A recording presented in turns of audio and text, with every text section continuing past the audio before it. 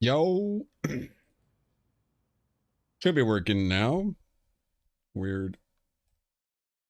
Weird. No, so what the issue was, we're good now. Yeah, it should be. Now what the issue was that the software for this microphone, sometimes this has happened on three separate occasions with me having no idea why it's ever happened. It maxes out its input. So, the gain gets massive input. So pretty much I could have thrown this mic in another room and you could have heard me. Don't know why it does that, but that's why it sounded like that. So now it should sound, normal-ish.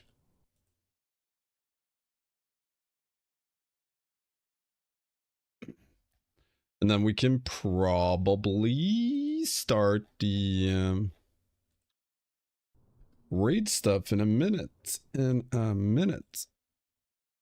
need to set up all the sounds and everything.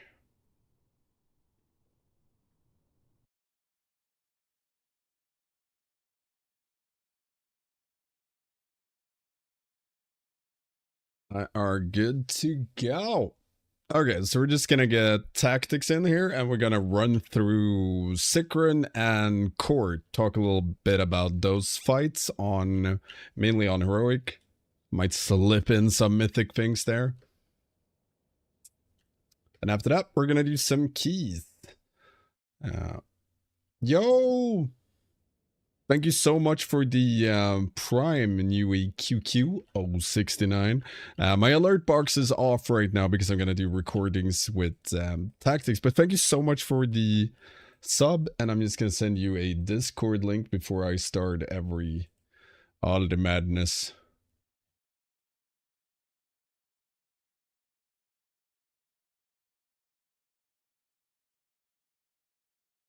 There we go. So when I start this recording or the talk with tactics, I won't interact a lot with chat, just mind you, but I'll be back once we are done.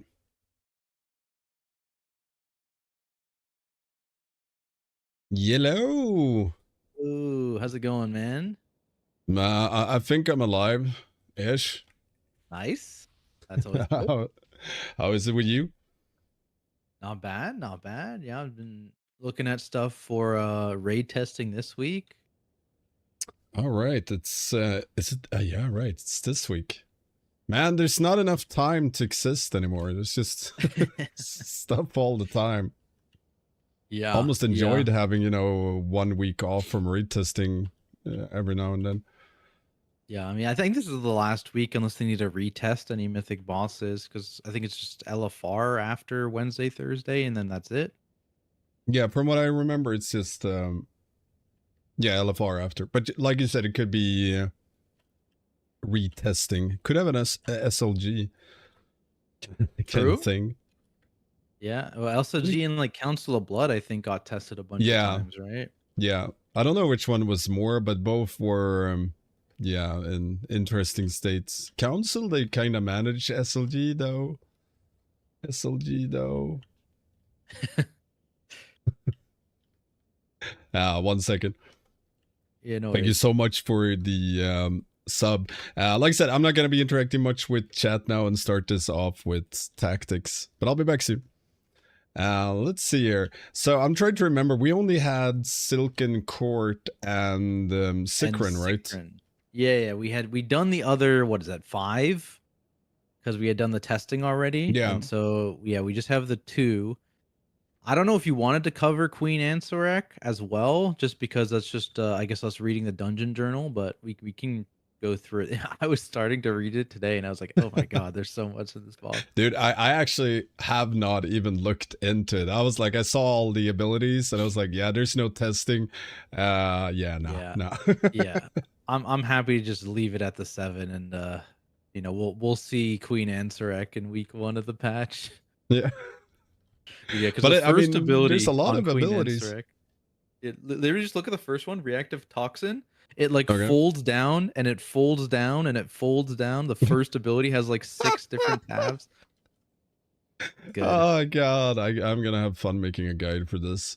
Yeah, I always keep remembering first boss in oh, what's it called? Battle of the Zaralor, which had, you know, an enormous amount of abilities for a boss that died in 40 that did seconds and nothing. nothing happened. But it was like every mob had like 6 separate casts with, you know, fold down menus and everything. But in the end, it was like, okay, kite this one and just nuke boss. I love that.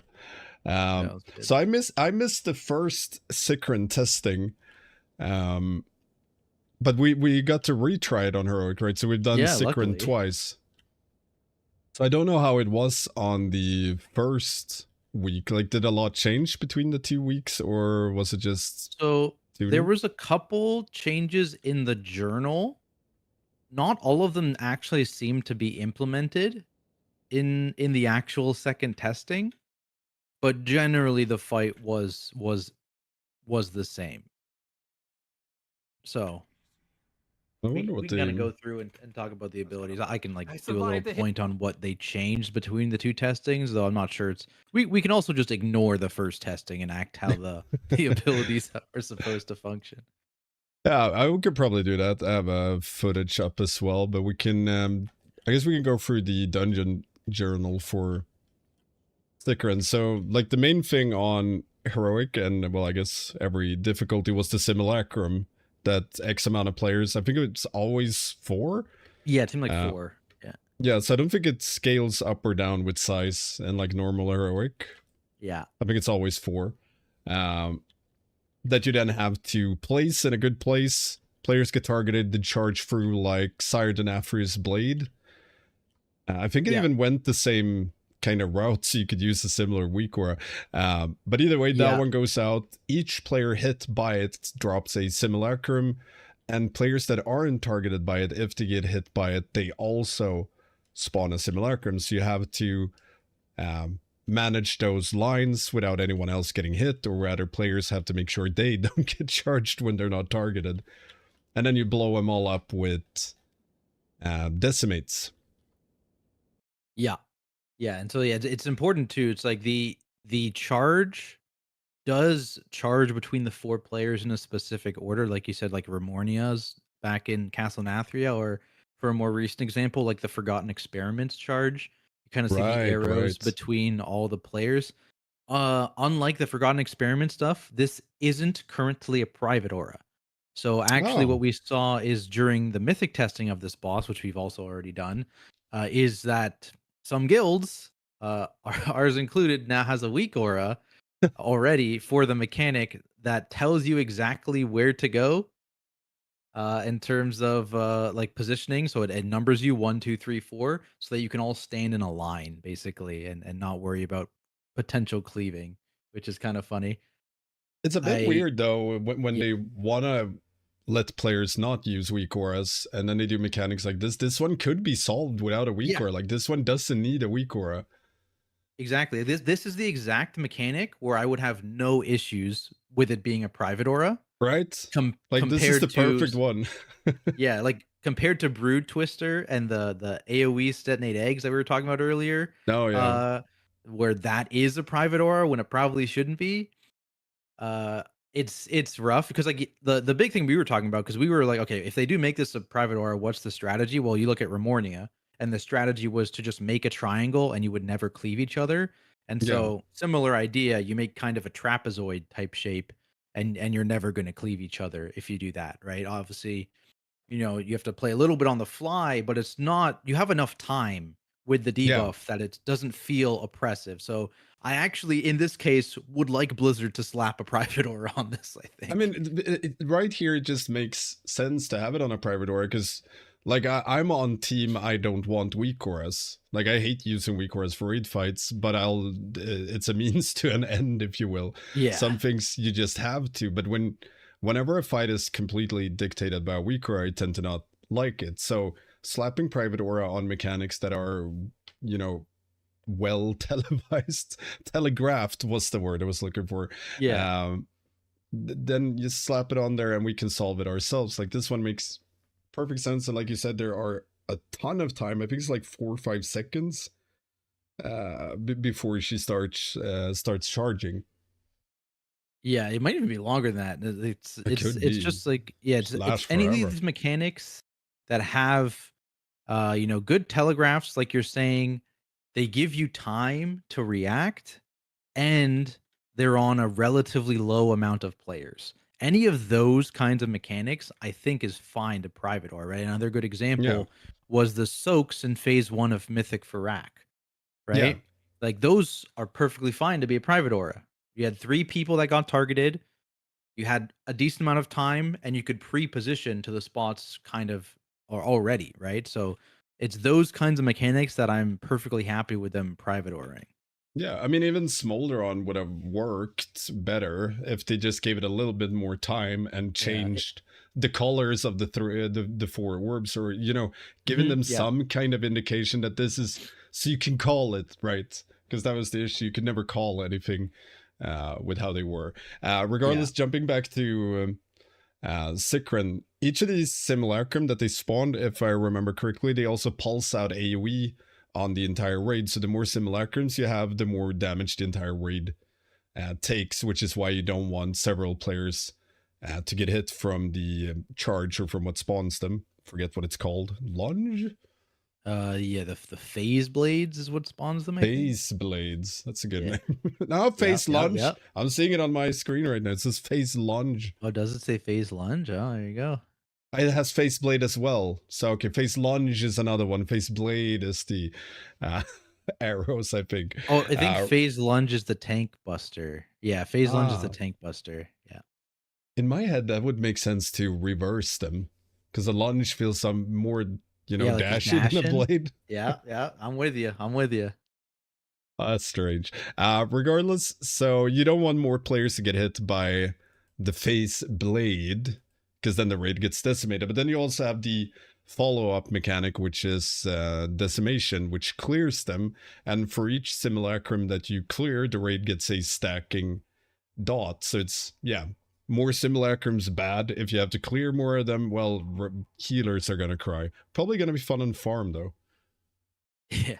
Yeah, and it seems almost like a bit of a like a tarot situation, right? Where you're spawning those pillars and then you're just trying to kill them all instantly and you obviously have the choice with this because of course at the end of the spawn, I believe heroic there were 2 sets of ad spawns, 2 sets of the explosions to destroy ads, and then the boss at full energy does this big sweeping 15-yard AoE around him that also detonates any remaining guys. Yeah. So if you miss any of them, they'll detonate at the end. It doesn't do extra damage. It's just they'll detonate at the end. But obviously you can't then never hit an ad because then you're gonna get, a billion One stacks of. heal? But I mean, maybe that's also a strategy, right? I Potentially, mean, maybe you it do want to could do could that. be. And you're like, It all okay, this depends passive on. healing isn't too bad, but we can stack our barriers, our spirit links, or whatever, and just live through the giga detonation. I mean, it hasn't been unheard of strats like that. It all depends on how they tune it. Another viable thing you could do is quite easily split it up, which might be more of a mythic mechanic. I don't think you do that on heroic, but where you could clear two, two, and then let the big bomb clear four of them, or Yeah. how many ever you have out. So you get small increments of damage taken, and then the raid can pop big coolies for one big smack if you can clear all done with one. But on heroic, it mostly serves as a way to not fall behind. Like, even if you fail, you can still salvage it by just healing through when it clears them, as long as it's not like 12 of them at the same time. Yeah, and it's actually a good point. We should probably talk about how this has changed on Mythic. I don't know if you did the Mythic testing for this I boss. did. I did. You did, okay, yeah, because the ability cadence is actually different on Mythic compared to on Heroic, where you actually will get 3 sets of ads and only 2 detonations on Yeah. Mythic. So you have to let the big boss AoE at the end detonate some amount usually, unless you're really, Yeah. really, really good with your positioning. So then it becomes a whole thing of like how many are we actually being able to hit with each set of the decimates. And actually also something we didn't mention. whenever these ads get hit with a decimate or are detonated by the boss, they leave a big puddle on the ground. So you Right, actually right. want to position these, away from the center of the platform, most likely, and try and conserve space as best you can with where you're positioning the phase blade hits. The one thing we did with that while testing is we kind of used the room as a pie chart, if you will. So Yeah. you could drop it in one location, and as soon as they drop, the entire raid just moves. And then you just keep going like that around the edge of the room. And you can even put them, like during Heroic, we didn't care too much about it because you weren't going to run out of space. But you can easily put them all the way out of the ledge and then put a separate set in front of that and just build in towards the middle and then go around the entire platform like that. So you don't have to use a lot of space. It's just even on Mythic, like I think it was 5 yards that you had to spread them, and you can still have them very close with that. Yeah, and actually, let's talk about that mechanic. So yeah, that is the mythic change to phase blades. Is if you ever have a simulacrum, sorry, within 5 yards of another simulacrum, it basically is a raid wipe. That is it's a very early boss to put Yeah, a full raid wipe mechanic from one mistake, uh, one it's an minor positioning interesting mistake, choice.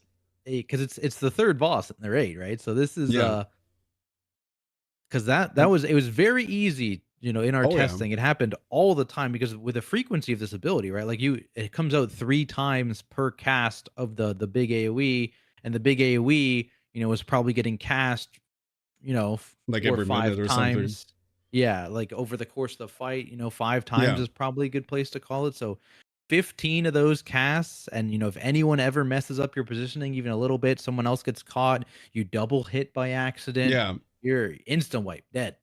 And I think that's gonna be the most common case is just some extra person getting hit for X or Y reason. Like the 4 targeted players can probably quite consistently solve it, but it's anywhere anyone else just YOLOs around. May Yeah, just blink, melee. stuff like that. Melee being melee, need my up. Oh yeah, no, that's true. That is 100% what's gonna happen. Because I remember during testing, I kept telling people, "Don't chase the boss. Wait for the charge to get done." Of course, I myself chased it a couple of times, but let's not talk about that. Do But as it I seemed like say, you not as I do. could. But like if you charged it while she was dashing around, you'd spawn a simulacrum. Oh, Uh, nice. so depending on the angle of approach of everything, but I think we're gonna see a lot of depths of that melee chasing boss, spawning more simulacrum. Everyone dies. Sad times. But so Yeah, yeah, like you said, I hadn't even thought about that it's the third boss. So that's yeah, that could be interesting. But the mechanic yeah. wouldn't be fun if it wasn't an instant wipe. On the other hand, like maybe they could tone it down though, so it's just extremely punishing, and you have to spend a lot of extra healing that you didn't plan on, but you can still heal through until you're able to clear Yeah, it. like, if Could you be make a it equivalent to, like, a 4 stack popping or something like that, maybe, of the ad debuff, you know what I mean? yeah, because then at least you can feel like you can contribute to solving the fuck up rather than just okay, we pull again. Because that's kind of the case with all those mechanics. Yeah, One and, thing I like, wanted to ask yeah. before I forget, I remember during the second heroic testing, someone mentioned that decimate was supposed to change so it doesn't travel through players. It Yes. just, but that didn't seem to be the case. But do you have any info on No. that? So the wording of the ability does seem like Decimate is supposed to stop. So these are lines that shoot out from the boss that will explode if they hit one of the simulacrums, right, and destroy them and put the dot on the raid. In the first testing, this was piercing the players, and it was expected to pierce the players because of the wording in the dungeon journal. They changed the ability between the first and the second testing, so it appears like it's no longer supposed to actually stop at the player. I think this is worse, to be honest with you, Oh yeah, because much now, worse. like melee, for example, need to run to be behind an actual ad, simulacrum rather, to actually even hit it and not just position themselves accordingly while maintaining boss uptime. So I hope it's just a mistake in the dungeon journal, but the Yeah, current wording of the dungeon journal does seem like the ability should stop at the player. Yeah, and again, So if I it don't know. wasn't like the third boss in the raid, I could see a mechanic like that being something because it's way harder to execute, in my opinion. Because you'd either, like you said, have to lose a metric ton of uptime as melee, or you'd have to figure out a strat where you have the boss next to all the simulacrums all the time, so melee can easily clear. But I Yeah, think it's it's just much better to just stay at boss and let the beam travel through. So and it's even more annoying for range too, right? Like it's yeah, horrendous for true. melee, but like even range, like if you're depending on how you're positioning things, you need to Yeah. run further as a range player too to actually be able to hit these mobs. And so, I mean, maybe that's the intention, but it certainly makes the fight less melee friendly compared to ranged.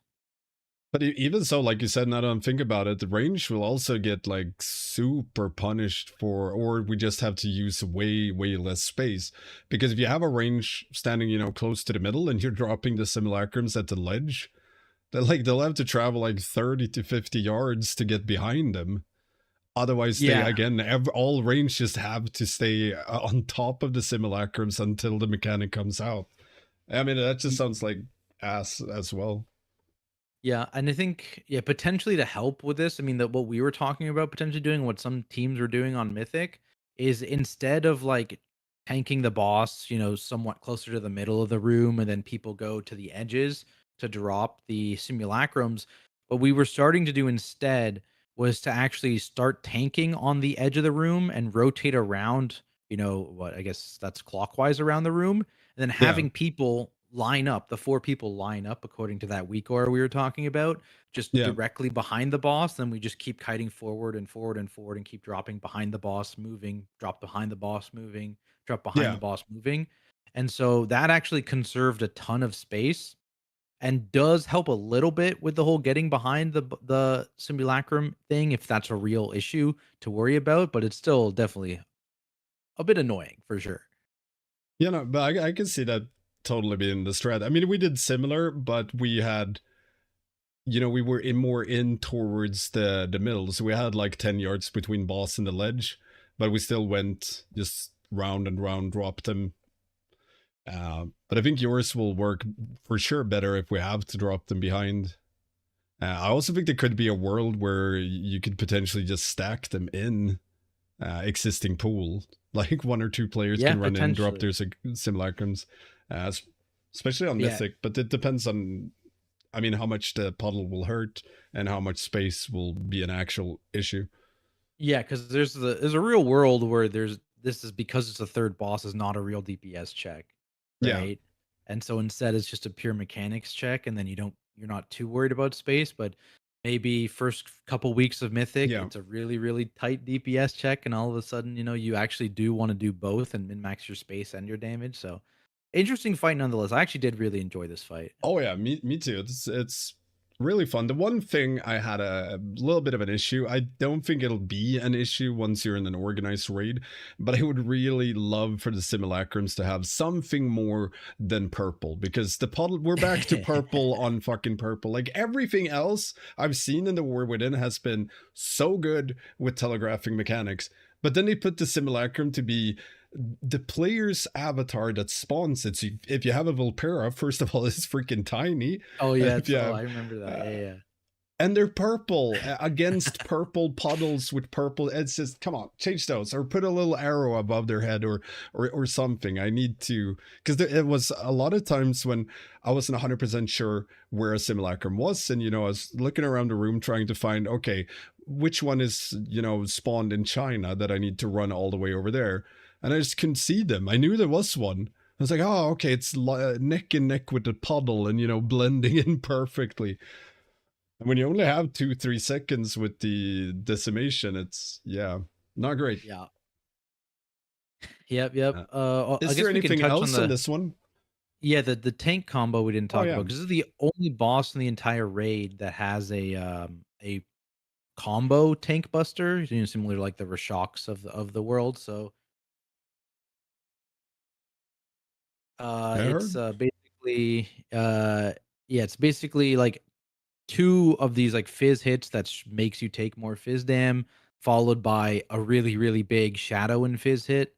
that makes you Hmm. take more damage from that hit. So basically, one tank takes the first 2 hits, and then the other tank takes the big hit, and then also has to tank until the next thing, where then they'll take the 2 smaller hits because you can't actually tank the boss very well when you have that massive physical damage amp from taking the first 2 hits. But it's pretty straightforward. It's not, and you can also even live the 3rd hit if your tank forgets to taunt off because it's not. It's gonna happen. Yeah, it's not an insane amount of damage, and because it's amping only the physical portion of it, which a lot of tanks have heavy physical DRs, it's not too bad. But obviously, you don't want to tank all 3. But there was no random element to it. I was No, remembering no. from my old tanking days, when it was okay, which attack is it gonna be next, and the whole taunt rotation depends on that. God, I never liked those mechanics. Yeah, they're okay. They're not my favorite for sure, but they at least mix something up, and I think I we mean that's talked about true. it a little earlier the last time we talked about this place, but the tank mechanics are kind of boring. Yeah, I've seen. Un- We've talked about it, and I've seen other tanks complain that it's like nothing. There's taunt and move a little bit. yeah. Queen Ansarek sounds interesting. Everyone else seems kind of boring.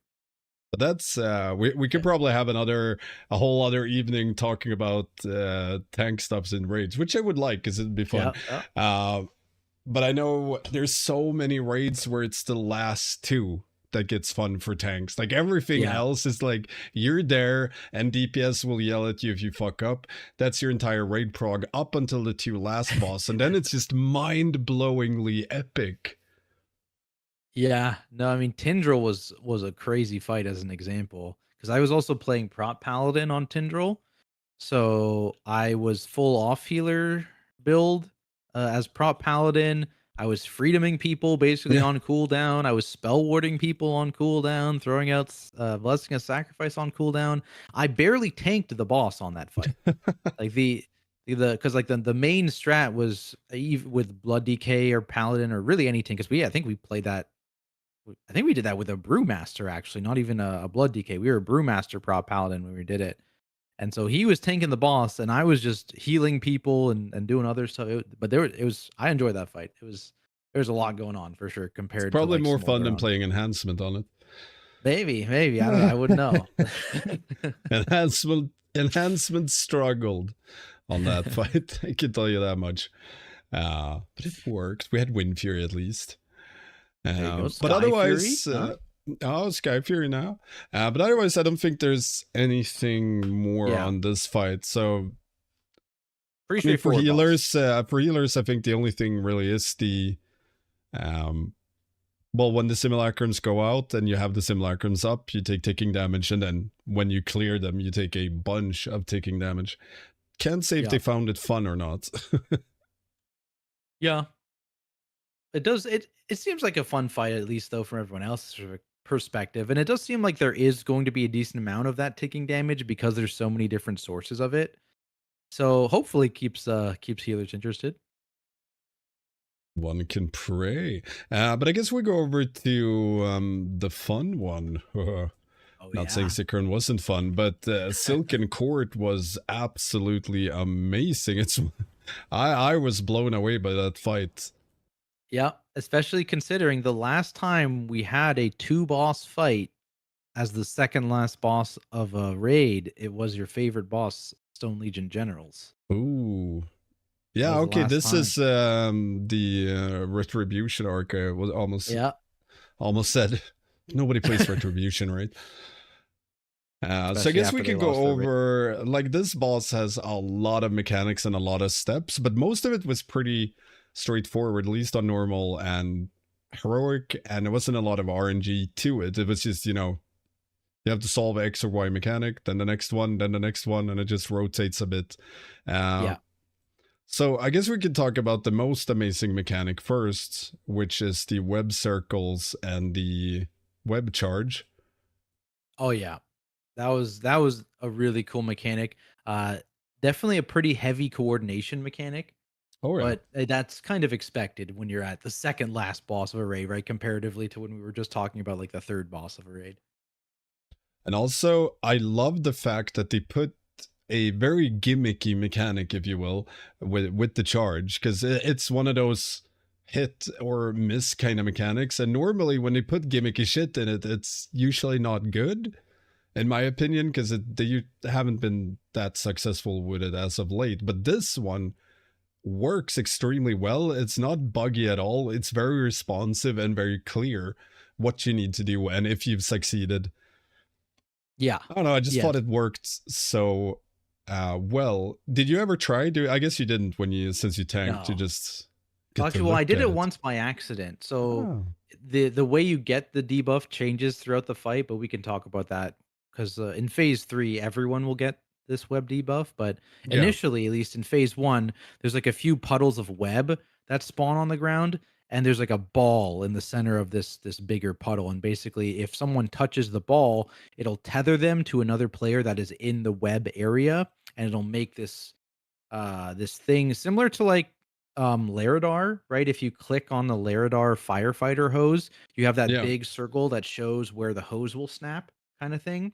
It's a very yeah. similar thing where the two players both get a big circle indicator that shows where their web tether will snap. And this does a ton of damage to you while you have that tether active, but you need to actually block the boss's charge with your tether. Otherwise, it's a raid wipe. So the boss at some point, one of the bosses is going to jump away and do a big charge at the tank. And then if you need on normal group of people to put their tether across, on heroic it's 2, and on mythic it's 3 groups of these web tethers across the charge line. And that That's gonna be is interesting. supposed to, I believe, snap the tethers. It wasn't snapping the tethers in testing. It was only snapping the first tether hit. Um or When one you of the did it on tethers hit. heroic, Yeah. But, oh, so yeah, when we did for on us it heroic, did yeah. on heroic. It snapped both for us, I think. Yeah, Might I'm be watching wrong. the footage now. I think sometimes it does snap both, but sometimes it was only snapping one. But I assume it's supposed to snap both. So it, you know, something to be aware of maybe. But it's a super cool looking, interesting mechanic. Like I said, it's a little gimmicky, but I don't mind it. I think it's cool. No, I don't mind gimmicky mechanics, but they Yeah. have to be done well. So it's not, like, oh, this was quirky and then annoying for 500 pulls because it was just quirky. It wasn't fun to play. But this, it requires coordination and it requires more of your team. And especially if you're going to coordinate 6 players doing it. And then in Yeah, the on end, you Mythic, have yeah. even more coordination with it whenever one gets webbed. I don't know if you noticed any particular spawn patterns for the circles, or because they dropped on the ground, right? They weren't around players. I gotta look now.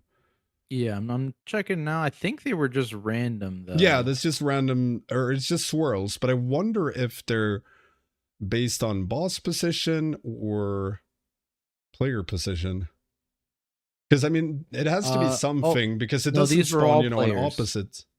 This was all players. All 4 of these swirlies just spawned exactly on player position. So yeah, they're on players. Yeah. So then you can probably bait them, which will make coordinating the getting webbed a lot easier. And I guess you could even do, I don't know how, maybe not, it's maybe not needed, but you could just gateway, all 6 players get webbed on one side, 3 of them gateways over to the other side. Because you could always, if I recall, you could always decide where the charge is Yes, going. it's always the tank. So the tank tanking that boss, the boss he will always charge at them. So Yeah. you can Yeah. put it where you want to put it. Particularly on heroic, we'll talk about mythic problems with that later, but yeah, particularly on heroic, you can kind of put it wherever that tank wants to be, which is nice. So it makes it, you can make it a bit more consistent. Um, Now, I guess something else to note, that is also the only boss that you can control the position of. The other boss is tankable. In fact, you do need a tank to be on her because she just spams a range attack. But you can't move that other boss. That other boss just jumps around the room randomly. Yeah. But wasn't it, or maybe I misunderstood, but wasn't it that the big bug, Anub, always charges towards where her location is? So regardless of where you place a noob, it burrows away and then charges towards the other boss. I don't. It might have been position. I think it was on the active tank though. I'm not 100%. I have to rewatch because I want to remember it just popped up in my head. So hold on, I'm just looking for my footage. So our four-legged boss, Skyne Spinner is their name. So Yeah. Skyne Spinner is at a location, and the boss burrows away from her. So boss Frozen is kind of in front of her, and then it burrows away to the opposite side and charges into the boss. And I want to remember it worked like that, so it's always dictated by where Skyne Spinner is. Okay. Yeah. Yeah, because then the Sky Spinner just jumps instantly right after Yeah. the charge lands, but that initial spot gets locked in. Interesting. I don't know if you want to talk about any of the P1 tank stuff, or if we should jump over to like the ads or the frontal stuffs. Yeah, the tank stuff it's the same the entire fight basically. There's like one difference in like the spell school changes in P2, because basically how the fight works is that at full energy in P1, or it seemed like 66% health. You transitioned into the second phase, and then Skyne Spinner got empowered, and then at 33% health, or when they hit 100 energy again, you transitioned into the last phase, and then a noob got empowered in that last that phase. Yeah. But either way, basically, Skyne Spinner just constantly shoots a magic hit at the active tank, which also puts a dot onto them. So in phase 1, it's a poison dot, and then in phase 2 and 3, it's a magic dot. So you can dispel it actually, but it's kind of you only would want to dispel it between ability casts because it seems like she casts Poison Bolt like 5 times in a row on that tank, reapplying the dot, and then she does some other mechanics, and then she goes back to casting it like 5 times in a row, that kind of thing. But could you cleanse the poison as well, or was it just the magic? Yes. Hey, Yeah, Shaman poison cleansing. I'm not gonna use it though. DPS loss, but still. Yeah, that's a global. What are you talking about? Yeah, can't use a global. It's dirty. And then for a noob, it was just a physical hit on the tank that increased their damage from that physical hit. So that was the only one forcing you to taunt off, was the Anub one. Though we were doing some math on it, and at least on heroic for sure, it's like a very large amp, right? It's like a 500% amp or something like that, I think, if I remember right, the actual number. I guess I can look at the dungeon journal. Piercing strike. It's only a 100% amp on piercing strike, it looks like. Yeah, so like in theory, because it's a pure physical hit and it's a blockable hit and that kind of thing, you can actually like tank quite a few of those in a row. So like especially on heroic, so you're not necessarily forced to swap off, but that is what they intend you to swap off at, is the piercing strike hits. Do you remember the duration of it? Yeah, it's like 35 seconds, it says in the journal here. That was it's my old tank brain doing numbers, because I was like, can't you have like a Fury Warrior intervene that one with a bop, and then you can just solo tank it? Potentially. I'm not sure why you'd need it, but my brain always starts, coming up with stupid, wild theories of how you could cheese things when you tank. Because what we were talking about is, can a prop warrior solo tank Anub'arash for an entire phase? Because I believe he doesn't do too many casts of that ability. There's 1, 2, 3, 4. And especially if like it's percentage based, or like either energy or percentage, because if it's percentage based, you could have, if you have enough DPS, you can get there, have it solo tankable. Yeah. Yeah, so it looks like there's 4 casts in each phase. The boss does 4 casts of that tank buster ability, the physical one. And so in theory, like if you were to run a prot warrior, because we're talking about tank comps and stuff like that, like a prot warrior could probably take 3 of those hits, then you'd only need another tank to take 1. Yeah. Because and a prot warrior could be an intervening warrior. I mean, it could be. It could also be you just have the other tank take the first one of the fight, which happens quite early, and then you take the rest of the phase. You really trust tanks to do things? No. True, that is true, actually. True. All they That know could how to do work, is taunt off. Unbelievable. right? And yell for one Uh, heal. That's yeah, usually what I yeah, do. yeah, yeah. Yeah, because the thing with prot warriors, like we were talking about, like, okay, so what tanks would we want to consider, and where would they potentially struggle? And like prot warrior, I feel like would actually struggle quite a bit trying to tank Sky Spinner for an extended amount of time. Yeah. And so we were talking about ways to potentially avoid that from ever happening. And that's, oh, how long can a prot warrior tank a Anub'arash? Because that's the damage profile they're really, really good against. Yeah. And so potentially it's 90% of the phase if you do you are able to actually survive that third damage amped hit. So it's a little interesting thing to think about. Yeah, I guess we'll see where they end up tuning wise, because they can always crank that up if they feel Yeah, like it and do it exactly. into a 500% damage increase and then get Yeah. screwed. But then you have the alternative here. The second boss is a caster. Return of Warlock or Mage tank. Let's go. You just have an Arcade Mage spam, Anub'arash, pull aggro on the caster one, and you just spam heal it, throw cooldowns. Should work. Should work. Has worked in the past. Yeah, yeah. The boss does do a lot of damage. The Sky Spinner one, she seemed or they seemed to extremely out damage a Anub'arash in terms of the damage output because they just spammed that bolt ability like 5 or 6 times in a row. It was very spooky whenever they were bolting. But it's also a Blood DK's wet dream. Yeah, well, assuming they have a target, because the problem for a blood DK is Yeah. Sky Spinner randomly is just gonna jump away from you and then start spamming Poison Bolt. But does Blood DK have Rider of the Apocalypse, or do they not? Nope. No, they do not. Rip. Very sad. Can't get Speedy Horse. No. Well, I guess Blood DK's dead then. R.I.P. Rip Blood DKs. But then moving on in phase 1, we also have the poison circles that just seem to target random players and do a little spread out. They didn't seem to do that much. It's just your rando raid damage and don't stack on other players unless you wish them harm. I know I stacked on the tank a couple of times for that reason. Yeah, they deserve it. Yeah, they like to be punished. They can take it. So that one didn't seem like a major mechanic to really care about, just pre-spread before it goes out. But then we had the bugs. That was a little weird.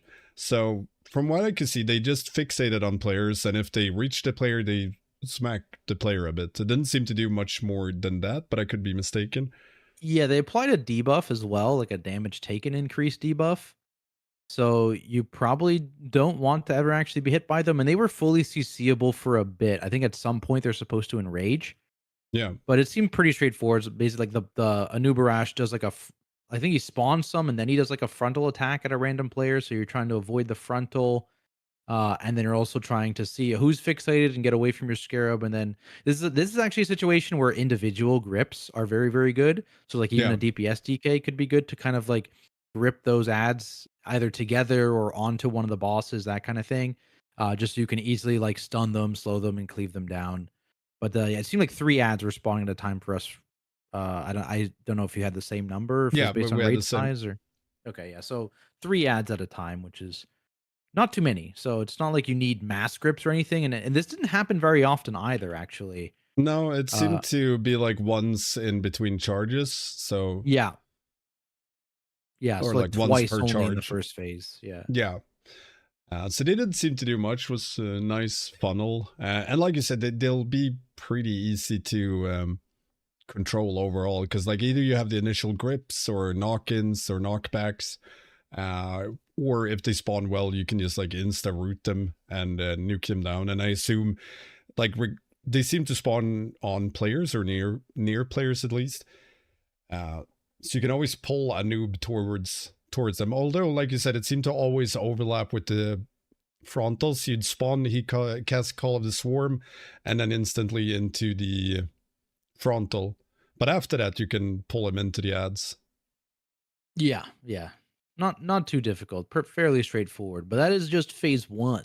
Yeah, we've got two more phases to go. But I don't think it was anything else in phase 1. So you had to do the web thingy, run into the web, get webbed with a friend, and have a noob charge through it. That was the Then big one, yeah. at first intermission is the Shatter Existence, so where a noob burrows down and Skyne Spinner jumps into the middle and starts blasting out voidy web cones that hurts a bit and knocks you back, but it did actually not on heroic at least flat out kill you. There were Yeah, the dance was a little interesting too because you basically have kind of like two safe spots because what you're trying to do here is stand in the room gets divided at least on heroic into what is this 1 2 3 4 5 6 7 8 9 spots, is that right? Yeah. No, that can't be right. 2 4 6 8 spots, there you go. It's divided into 8, counting is hard. But basically it goes in waves of 2, so there's 4 different waves of webs and they detonate in order after they've spawned. So Yeah. you want to try and stand next to the web that is detonating first, but not if it's the web that's detonating second, because you can actually get cleaved if you are slow, and it's expected that maybe this detonates faster on Mythic because on Yeah. normal it was slower than Heroic when we were doing testing.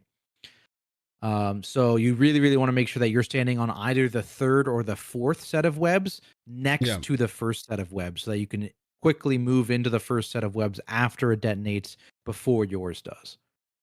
You know, I really like that mechanic overall. Like you said, on normal and heroic, and at least normal, it was quite easy to stand next to the one that's going to detonate next because you kind of always had time to run between them. But if it's the case that it goes even faster in Mythic, then you'll for sure have to be on the third or fourth, so you can just insta-yeet into the first one that detonates. I wonder if it's going to flat out one-shot you on Mythic, though. I would assume it will. I would assume, yeah. Be quite sad. But also pretty cool animation for it with the voidy webs. Yeah, yeah.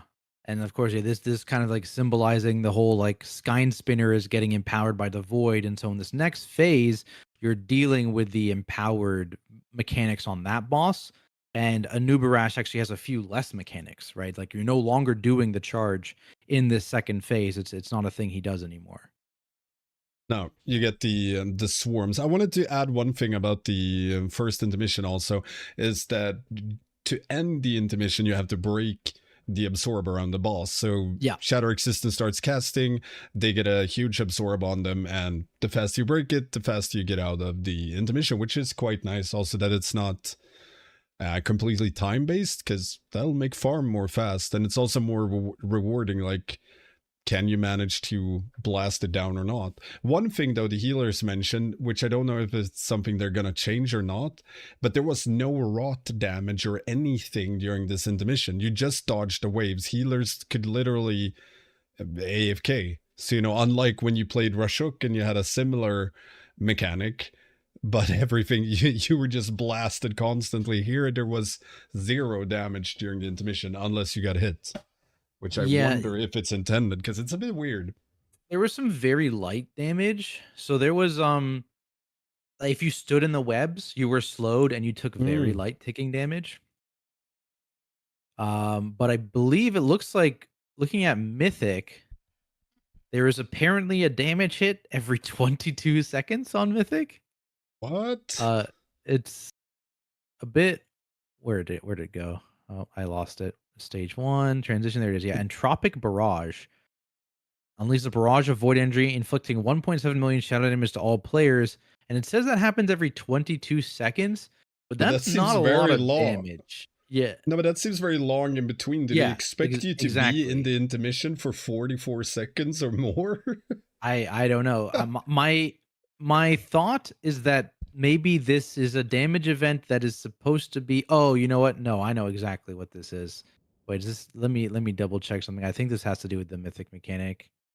It does. Okay, ignore that. We'll talk about that later. We'll talk about that later. We'll get to that. We'll see here. Oh, that was the wrong face. Try and check my footage. But after we break that one, we get into the second phase. And like you said, no more charge, no more ads spawning, I believe. I think it's only Skyn really doing things. Oh no, there's some ads in this phase still. Oh, Looks there like, yeah. is. Okay.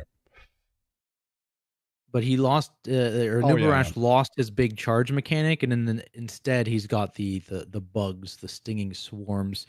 Yeah, right. Um, so that's basically a magic debuff that goes out on 3 players on heroic, Yep. and this is no duration. You just take ramping ticking damage while you have it on you, and if it gets dispelled, it goes to the nearest player or Skyn Spinner. So it will go on to Skyn Spinner if you dispel right next to them.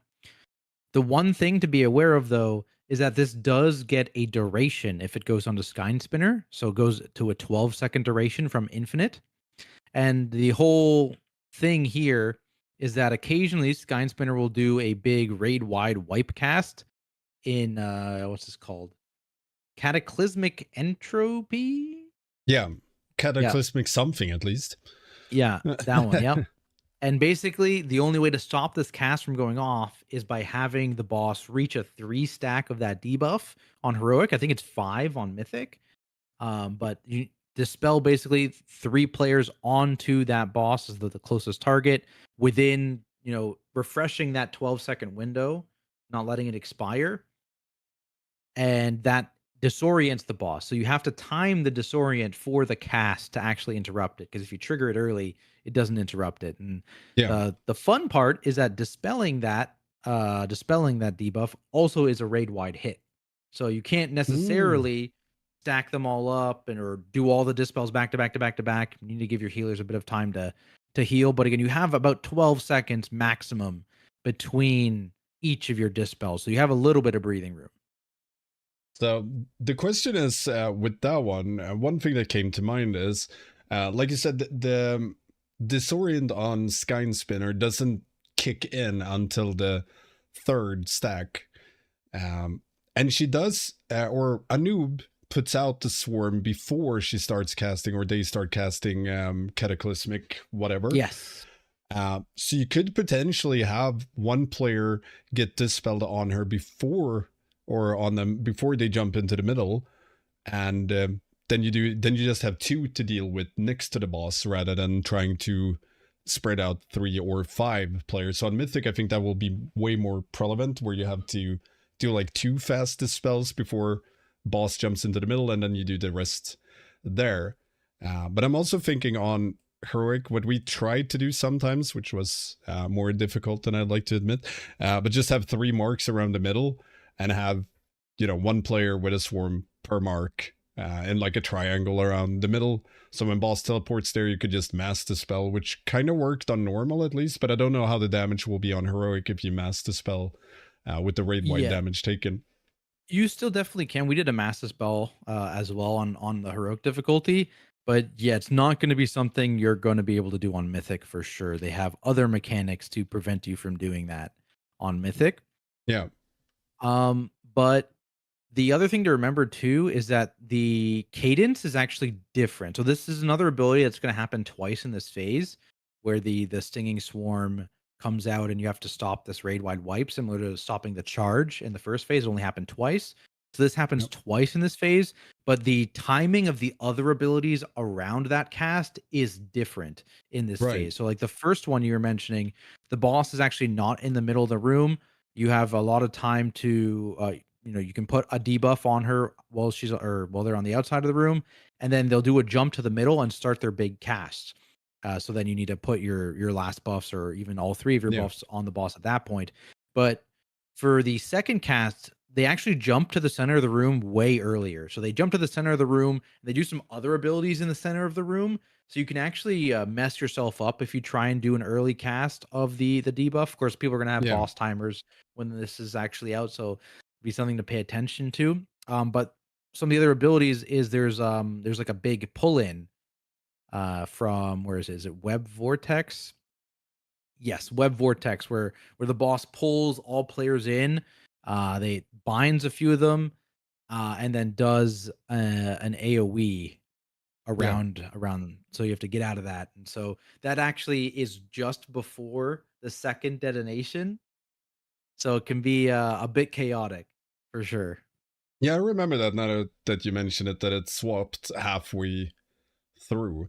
One thing I'm also seeing, and I remember seeing that Skyne Spinner occasionally uh, did a web frontal during that phase, and I Yes. never knew if it was bugged or if it was, she just randomly sometimes throws away a web cone. Yeah, I think yeah, that's another new ability in this phase. It's not a super impactful one or big one, but it's just a second frontal. So there's Yeah. now two frontals cast at differing points in this phase. Also, I'm noticing on mine, like when a Skyne Pinner, Skyne Spinner pulls us in, one player, or it looks like that on my screen, gets a big white circle around them. I don't know if that's an indication where you're going to snap your web or if That is, it's... yeah. That's the web snap indication. So actually what happens when you get gripped in by Skyne Spinner in this phase and in the last phase is it binds, it seems like, the whole raid. So everyone gets bound to a buddy. Just like in the first phase, if you were getting bound to make the webs to stop the charge, this Yeah. does the same thing but to a random player, and this is how you would stop the charge when it comes back in phase 3. You have Yeah. to have not everyone snap their webbing after that happens, and then the people who don't snap can go and block the charge. But it's also interesting, right? It's a bit of a sludge fist throwback with the chains. Because when Yeah. you get pulled in and you have to run out, you have to make sure, if you're the one who's going to break the charge, you have to make sure to do it, run out of the AoE, in time with your web body, or you will break it. Because I watched myself, I wasn't going to do the charge, but, I just bomb rush away there and insta snap it. And depending on how Yeah. fast the circle goes on Mythic, like the actual detonation, that could be quite stressful. You get linked to a mage and they go blinky blink. Yeah. Sludge fist, Yeah. anyone? No. Yeah, yeah, yeah. No, I think yeah, in phase 2 it doesn't matter, right? Because you're not stopping the Yeah. charge. But yeah, in phase 3, we definitely had to make sure, okay, everybody, if you're assigned to one of these people, make sure you don't instantly snap your thing. Because we need to stop the And charge. then when we get to, I believe, 100 energy again, or 33%, not sure which, but I we think it's get both. these... it could be either or. Yeah. Yeah, because I think True. it's based on the energy, and then they have the built-in 33% timer, which is actually what I think they tested, by the way, on the second testing of this boss. On the first testing of this boss, they didn't have the built-in health threshold. So I think we pushed into the last phase at like 10% boss HP or something and just killed the boss before anything happened. That's So, still there. yeah, The 10% could bug was still there, at least. Like we took so long when we killed it on normal, like it took forever, and when we hit 10%, they just stood there. oh no, I mean, like, we phased into P3 Okay. with the bosses at like 10% HP, so we killed them before any of the actual overlaps happened. Okay. Now there was a Not that bug where yeah, they'd stop doing anything at that's funny. 10%. Or no, I think it was the enrage timer. I think we figured that out, that was supposed to be the enrage timer, but instead Oh, it they was just broken? stopped doing mechanics. Like they just stand there and auto attack a little bit. But That's yeah, good, that's good. so when we hit 33% or full energy again, they will jump into the middle, or this time it's a noob jumping into the middle Yep, and Skyne Spinner sneaking into the void, I guess. something like that. Avoiding us. So this one was interesting. When I tried it, it was the freeze flag day. So Oh, we'd get, yes. rando 3 to 5 seconds freeze flag. And that intermission was crazy fun trying to do that Yeah, when it's you were basically a lagging. bunch of random sized, random positioned Kurog circles, right? Yeah. And if you get hit, you get impaled by the spike, and people have to break you out, or you have to use, like, an immunity to get out. Uh, but yeah, it's really cool looking if Yeah, you I weren't love lagging this the entire one. time. There was some really rude overlaps I noticed. I don't know if it will be RNG, how they spawn, or if it'll be, predictable. Yeah, it was But hard to some of tell. them were... I remember one overlap. I think I have footage of it somewhere, but it was just mean. It was just really rude. Yeah. But I really like the look of it, and you still got to try and maximize uptime, which is going to be, I guess, especially spicy for melee, um, to break the shield so you can get into phase 3 again. Yeah. But I also like the fact that, I mean, you get perma stunned by the spikes, which isn't fun, but it's more fun than, you know, when you get spiked, you get stunned for 5 seconds and there's nothing you can do. But here you can break them out. So at least you can counteract it somehow and gain some, you know, extra dam. Look Yep. good on the logs, pad some. Yep. True. Big. Definitely won't be removed from logs. No, no, no, no. They like padding. But yeah, luckily this phase is pretty easy to explain because it's one the same as phase two, right? So Skyne Spinner is still the same empowered Skyne Spinner with the exact same abilities, and then Anub'arash just has his charge again. So Yeah. instead of having to only deal with one of the big mechanics, you now need to deal with both in this phase. So you've got to, get the webbings, and you get the webbings now not from web puddles on the ground, but from that Skyne Spinner pull in. It Yeah. assigns random web partners, basically, it seems. So you now have to make sure you're watching and that you have enough people who don't snap their web, and everyone else needs to snap their web to reduce the raid damage. And then you also need to watch for the dispels when that comes out and make sure Yeah. you're getting the 3 dispels onto the Skyne Spinner and interrupting the big raid wipe cast. So there's a lot going on in this phase.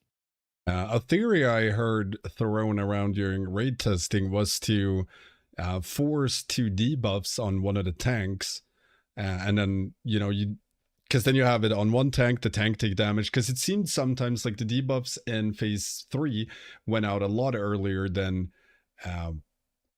in phase 2, but I could be wrong. Uh, yes. Yes, phase or sorry, earlier in phase. It seemed like it come out earlier in phase 2, if that's what you meant. Sorry, maybe I I meant misheard phase because 3 that you were sitting on the debuffs for a longer for a duration, longer time. Uh, but I could be may- wrong.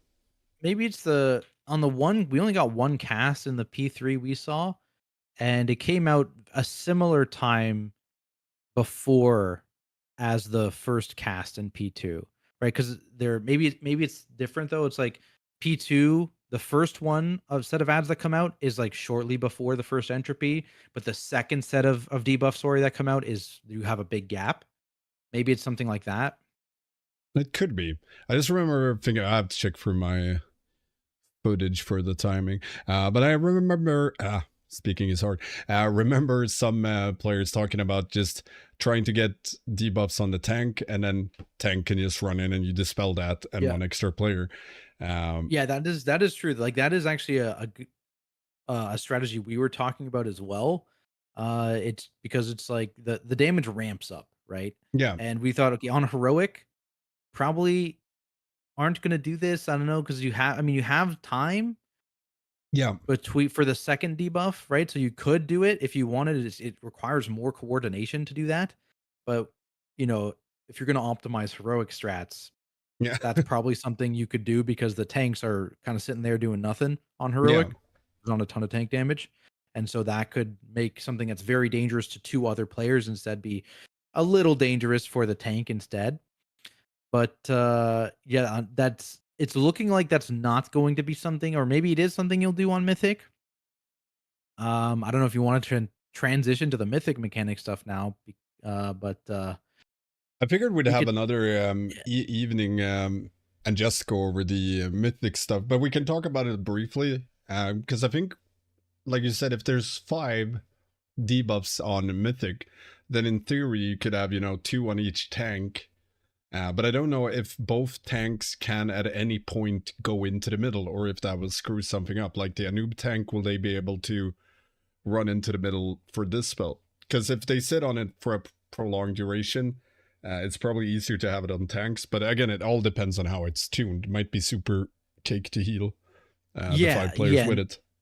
Yeah, the mythic mechanic that I've been kind of referencing but not Yeah. talking about, where oh yeah, this strategy works on heroic, but mythic it doesn't work.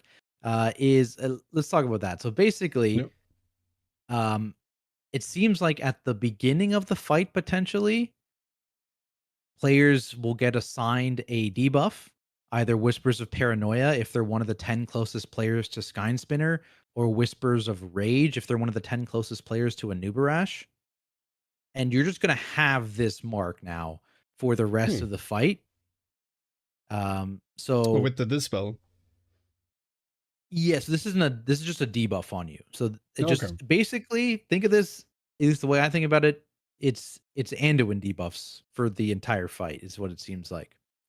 Ah. Half your raid, assuming because you have to have everyone get marked, otherwise you instantly die. So half your raid is going to have the blue mark from Skynspinner, and half of your raid is going to have the red mark from Anub'arash. Hmm. If you ever get within 4 yards of someone without your mark, you die. Could Um, be fun though. I mean, I have a hate-love relationship with mechanics like that, like the mechanic or Anduin mechanic or Star Augur. yeah, Like I love them from an execution standpoint, but they're also so fucking frustrating yeah. to prog with. It's also for the whole fight, right? Like Anduin Yeah, debuff was only, it wasn't that for everything. This is going to be it's I assume anyways, you're going to get this at the start of the fight basically. And you're going to have, red team and blue team. But that's not the only thing this debuff does. So on top of this, you will get whenever there's raid damage. So some examples of the raid damage are the green circles we were talking about in phase 1. It's the dispelling of the magic debuff in phase 2. It's that raid hit every 22 seconds we were talking about in the yeah. intermission. Any of those causes every single player in the raid to drop a little like moat on the ground, Hmm. and the only people that can soak these moats are the people of the opposite debuff. Oh, So you're Jesus gonna Christ. drop these moats. These moats, you have 15 seconds to soak up these moats. Otherwise, they debuff everyone of the opposite debuff. And basically, how this works is you can't have just one person soak them all because you also instantly die if you hit 3 stacks of the soak debuff. That So sounds amazing and horrible at the same time. My brain is already trying to wrap itself around how you do X or Y mechanic. Because, like you said, in the intermission, then you get that 22-sec blast, and I assume yeah, it's only there to trigger that mechanic. yeah, So you have to exactly. do moats while doing that. So not only does the entire raid or half the raid have to split from the other half during this mechanic, which somewhat rando puts out cones. So they have to do that without running into each other, but then also drop moats and do, as someone in chat said, a Denathrius orb flashback where you Yeah, rotate the wrong way to pick up the yeah, opposite exactly. team's moats. I mean, that sounds awesome, but horrible to. Ah, that would be fun. Yeah, But and the way there's some like leeway there, right? So like the soak debuff, which you can have a maximum of 2 stacks of, it only lasts 8 seconds, whereas hmm, the moats explode after 15 seconds. So in theory, you could soak 2, let your debuff fall off, and if you got there quick enough, you could soak 2 more. But well, I'm also it's thinking now spooky. the circle intermission, Yeah, like dealing with it there. yeah, Jesus. yeah. So in theory, you can sit in those phases forever, but on Mythic, every 22 seconds, you now have to deal with moats. Which, Oh I mean, God. maybe something you choose to do with. I don't know how like, it seems like the intermission, at least the first intermission, doesn't actually seem too challenging to deal with the moats because, like you No. said, basically what we saw is there was always 2 safe spots directly across from each other almost, slightly off directly across from each other. So it wouldn't be too bad, I think, to just have red side be on one and blue side be on the other, and then you just, like you said, rotate either clockwise or counterclockwise when the moats come out, and pick those up. Yeah. But yeah, the second intermission is gonna be interesting because it seemed a bit more random. And Yeah. I mean that. definitely the phase, especially phase 2 and phase 3, with the stinging swarms getting dispelled and then spawning moats on all 20 players, right? Because if you have Oh 5 yeah. stinging swarms you now need to put on the boss, do you really want to concentrate them onto the tanks, causing you to need to dispel it 2 more Yeah. times, meaning spawning 40 more moats to put it on a tank, right? I don't know. Yeah. Yeah. No, on Mythic you would probably not do that. That's for sure. But yeah, that sounds really horrible and interesting at the same time. I think I like it. I think. Yeah, But it's yeah, just this boss fight, it sounds super cool. I am positive if it stays in the current state, this is gonna be like Tindral levels of pulls. yeah, that's what I'm thinking. I was like, okay, this will be fun to try, but I'm gonna enjoy watching Race the World first. Yeah. Deal with that, because that's gonna be nuts. Yeah, it's Uh, gonna be crazy. Also forgot to mention in phase 3, the intermission from Anub'arash continues, so he occasionally does 3 rings, kind of Oh, exactly yes. like on Yeah. Kurog. But it seemed to be kind of Smolderon-esque with the rings, because it didn't go, center, middle, far out. For us, it started, one in the middle, then far out, then center. Yeah, so he has that. That actually replaces his frontal, I think, right? Yeah, he doesn't do Could the be. frontal in the last phase. He does that ring thing, and then he also gained a group damage thing instead of the ads, so he no longer spawns ads, I Yeah. think, and instead he does an 8-second dot on the entire raid that ramps every second by 30% damage. So Would yeah, that we didn't trigger the mention mods? those, but yeah. I believe it does. Let's see. Unleashed Swarm. Let's see. Triggered by no, it doesn't look like that triggers the modes. Maybe a bit too much. Maybe too much. Yeah. Yeah, because like I said, the rain is already triggering the moats. Actually, this is the rain doesn't happen outside of phase 1, does it? That I don't Yeah. know. Yeah, it doesn't. Yeah, so that's actually not too bad either. But I think let's see, is the grip in triggering the moats? Let's see that. What is the grip in called? It's called Web Vortex.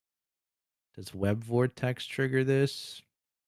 Yes, it does. Yeah, so the pull in, the Web Vortex pull in, which is also going to Oh, be interesting, right? Because yeah. you're pulling the entire raid in, and half the raid is marked differently. So maybe you just have to be on opposite sides of the boss when that pull in happens. Otherwise, you instantly die.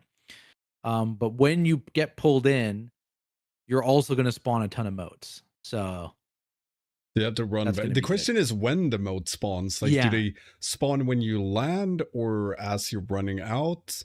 Because, I mean, assuming I you insta die if 2 different marks hit each other, then, like you said, you'd have to split either on opposite side of the bosses, so, one group, yeah. one half slightly to the right, one slightly to the left, so they land in different spots. But then you gotta run out from the AoE and Yeah. have the webs and then run back in to clear the mobs or the moats, potentially with the web still up.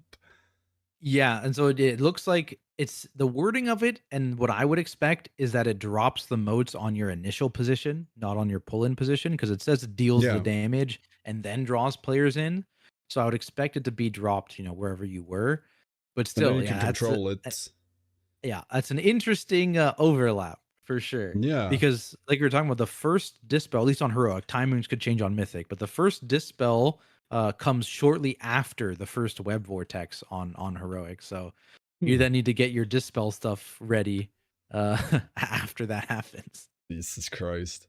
Yeah, it'll be. Yeah, it's good. It's gonna be fun watching Race the World first, and then try it when it's nerfed. I guess it'll get nerfed. Oh, for Um, sure. Otherwise, I don't think there was any other mechanic here that we Yeah. missed. I don't think so. Yeah, and I think that's all the mythic mechanics too. There's not a lot, but Doesn't they need to be impact if they're well every made. yeah, yeah, they impact everything. So Oh, that's. I'm looking forward to this. But no, this fight just overall, I loved it from the start to the finish on both heroic and normal. It's really cool mechanics, really well made. Like yeah. everything made sense, even though it was incredibly hard. It wasn't, you could still kind of figure it out. Like, okay, this is obviously how they want it to be Yeah. played. Yeah, I have good feelings about this raid so far. And Oh yeah. obviously all that could be changed by the final boss, and if that's, a boss in a bad spot, but I I think it'll be okay. I think it'll be okay. So I'm looking forward to this raid a lot. I'm really hyped. Even if you're tanking. Yeah. Yeah, I just got Yeah. buff it up so you get slapped a bit. Yeah. Yeah. 'Cause, I mean, like I said, like the last boss can like make or break the raid for you, and that one sounds significantly more interesting as a tank player. You know what I mean? Yeah, Um, I and guess and it's kind of how you go. depends on the spec you're playing too, right? Because like if I'm playing like a warrior where I just do nothing but tank, then yeah, it might be a little rough. But if Yeah. you're playing other specs, like I was talking about Paladin, Blood DK often gets some jobs. So if you have a spec that has some other jobs outside of tanking, it can be more interesting. But yeah, it's we're here for the hard bosses, so we'll see how those go. I mean, that's what I was gonna say. It's you spend the most amount of time normally on the final bosses, and as long as those are good, the raid usually ends up good. And especially as a tank, if you gotta get punished for 300 pulls, might as well be on a good fight. Uh, so the other ones don't matter as much if they're boring. But yeah, I remember tanking raid fights and stuff like that, and it was just. I mean, Nathria comes to mind immediately, where it was fun on Sludge Fist was the first fun I had there, and I don't remember if SLG was fun. I just remember not liking the fight, but the Nathrius was amazing to tank. It was one of the better fights I've done. Yeah, no, that So was a fun fight. I really liked Sludge Fist as well. Sludge Fist was super fun. With the whole like being bound to your tank buddy and then having your yeah, own soak on the pillar and all it was that like stuff. That half was a good. second to soak those damn Yeah, boulders. God, that was annoying. yeah. Had no counterplay. If you and the tank were slightly off sync and ran, the same direction, you couldn't, change direction and run back. It was okay, we ran I the same really way, we liked it wipe. though. You had to like come up with your own like rules between you and your co-tank Yeah. for soaking. I enjoyed that a lot. No, it's like I said, Sludge Fist was fun. But speaking of Sludge Fist, so I figured we'd if you're down to clown, do one more evening of this at least, and just talk about the mythic stuff on the bosses. Since we don't have to address every mechanic or anything, we can just go through all the mythic stuff. Yeah, yeah, yeah. Just talk all the mythic. Yes, mythic testing is all this week basically, and then it'll be done. So yeah, we can. Yeah. So I'm down. I Yeah, mean, if time allows, we could probably do it next week. yeah, yeah, for sure. We can meet up at a dusty old bar and talk tank stuff. There we go. Yeah, I mean, yeah, it is Remember? kind of disappointing the state of the tank stuff in this raid. It's doesn't seem too involved, but can't win them all, I guess. I'm trying to think. I'm trying to remember like what they could do to make fun tank mechanics, because I get it when they design it that the main focus is the fight, the encounter as a whole. And if you have something like or the Silken Court, although this one seemed to be pretty fun for tanks, but you can't really shoehorn in more mechanics just for a tank, because then the whole encounter might make less sense. And I think I Yeah, mentioned it in our last talk. Like, I personally enjoyed the tank fights that are incredibly scripted, and you expect a lot of movement from the tank. So you got to remember, Jailer. One fun part of Jailer was the movement. That you had to oh yeah, remember, like, okay, now we go here, and now we go to this pillar, and like you had to remember all of that and learn all of that. So yeah, and I those think fights are always fun. that was a big strength of Farok too, right? It's like if Yeah, you look at the tank mechanics, there's not a lot there, but if you look at the movement of that fight, specifically in phase one, yeah, the phase one movement on that fight is crazy. And that is like yeah, a big portion of keeping the tank engaged is in how you move throughout that fight. yeah. Then you're also doing other things like you're double soaking, you're managing your defensive CDs to live through double soaking and having a debuff during the pull in, all that other stuff. But it's yeah, I don't know. I'm not getting the same vibe because the Silken Court, as an example, right? Like we were talking about, like in Yeah. theory, you could probably almost one tank the big debuff and have another tank just take the magic debuff constantly. and Yeah, and then there's then nothing. there's no movement really because one boss is stationary and you can't go too close to the other group of players. But Yeah, it's a little weird. So I'm not sure how it's going to be for tanks, to be honest with you, because again, like you're saying, maybe there would be that situation where you want to funnel your stinging swarms onto your tank and deal with that, but then with the mythic mechanic, do you really want to do that? And so exactly. it's kind of, yeah, I don't know. We'll see how it Fu plays out. future video idea. We collect some other high-end tanks and just talk. What can we do for tanks? Tanks needs attention. They need to have fun too. Because Yeah, I I mean, at mean, least how you go? I think Nexus Princess though is like an example of doing the movement right, because I think that's Yeah, going to be another like on the fly adjust tank movement boss fight, right? So like, yeah, the tank debuff is boring. It hits like a truck, but it's boring. Um, but there's a lot of other stuff to do in terms of boss, like minor movement optimizations yeah. on that boss fight, which seem interesting. And even on like heroic level, if you just pug or YOLO go, the tank can kind of control the entire fight with their movement because you can counteract DPS placing the ads or images poorly Yeah, by just exactly. moving the tank. Which I mean, I did that while raid leading it. I wasn't tanking, but I always pinged somewhere like go here. This should offset the pull-in effect, and those decisions you could easily do yourself as a tank, just seeing where the images currently are and do a little simple geometry and move the boss Yeah. to counteract it. This is why I have a math degree for this boss fight. I'm ready. I have a meth degree. No, might work less well. It's close. Uh, It might do. It might it be might, valuable. might. Yeah. Yeah, Yeah, this has been fun, dude. I'm glad you reached out and we having these talks. It's been good.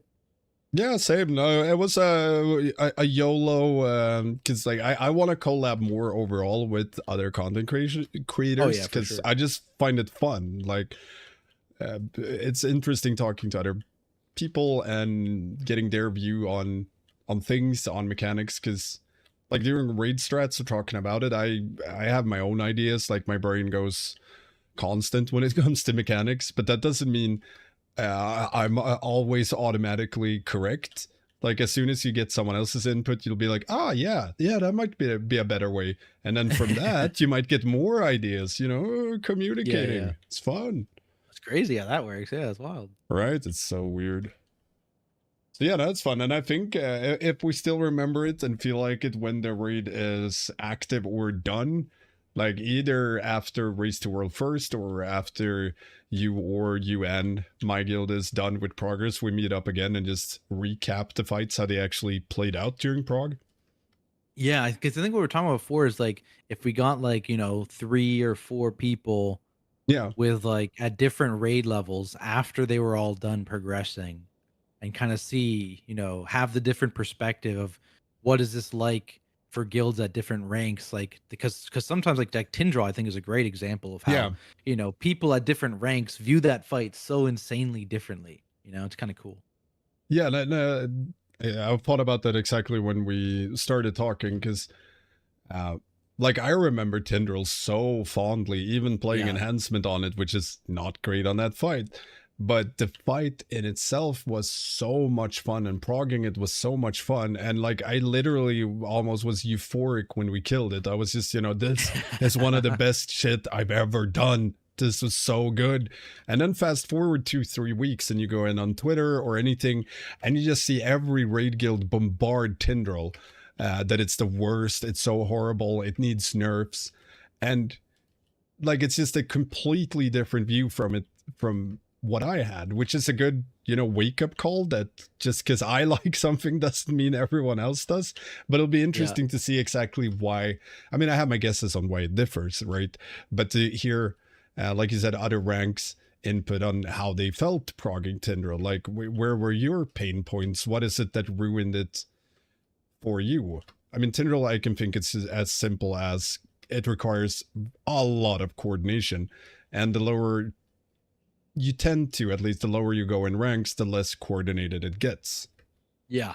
Yeah, and all of a sudden all those coordination one shots, they aren't so fun when, little Timmy is getting hit by it literally every single pull, Exactly, because I remember that started on Smolderon with players getting annoyed at the orbs because they were like, Yeah. "Oh, we sat 120 pulls and we got to the first intermission because all we did was wipe to the orbs because someone dumbed it up always." And Tindril was certainly worse on that aspect.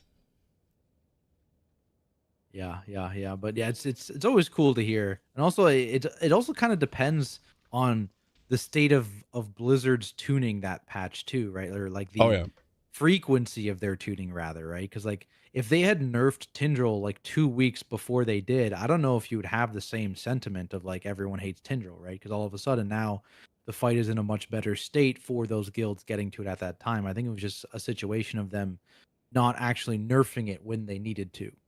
yeah. I mean, it's a tough one though, Oh yeah. because I remember like it's such a hard line to draw when to nerf because it's always going to affect someone. But I'm guessing Tindril sooner would have been better. But I remember Halandris when they nerfed that one, Yeah. the big nerf. Where they made the bombs take a minute instead of 12 seconds. I remember, yeah. And I remember, guilds who had 300 pulls and then they go in the next week and they literally fart and the boss dies. Like that feels so bad. And I've been Yeah. in that situation. Like you've progged your jailer for one, but you prog your ass off and then they just take away half the fight. And you're like, well, thanks for taking away all satisfaction from all the work we did. But the Yeah. point I was trying to make was that might be 20 to 50 guilds who are in that situation or in that spot, where the nerfs might hurt them. So I still think it might be better to throw those guilds under the bus for the greater good because there's going to be a lot more guilds who are probably going to enjoy it more because they can actually kill it. Yeah.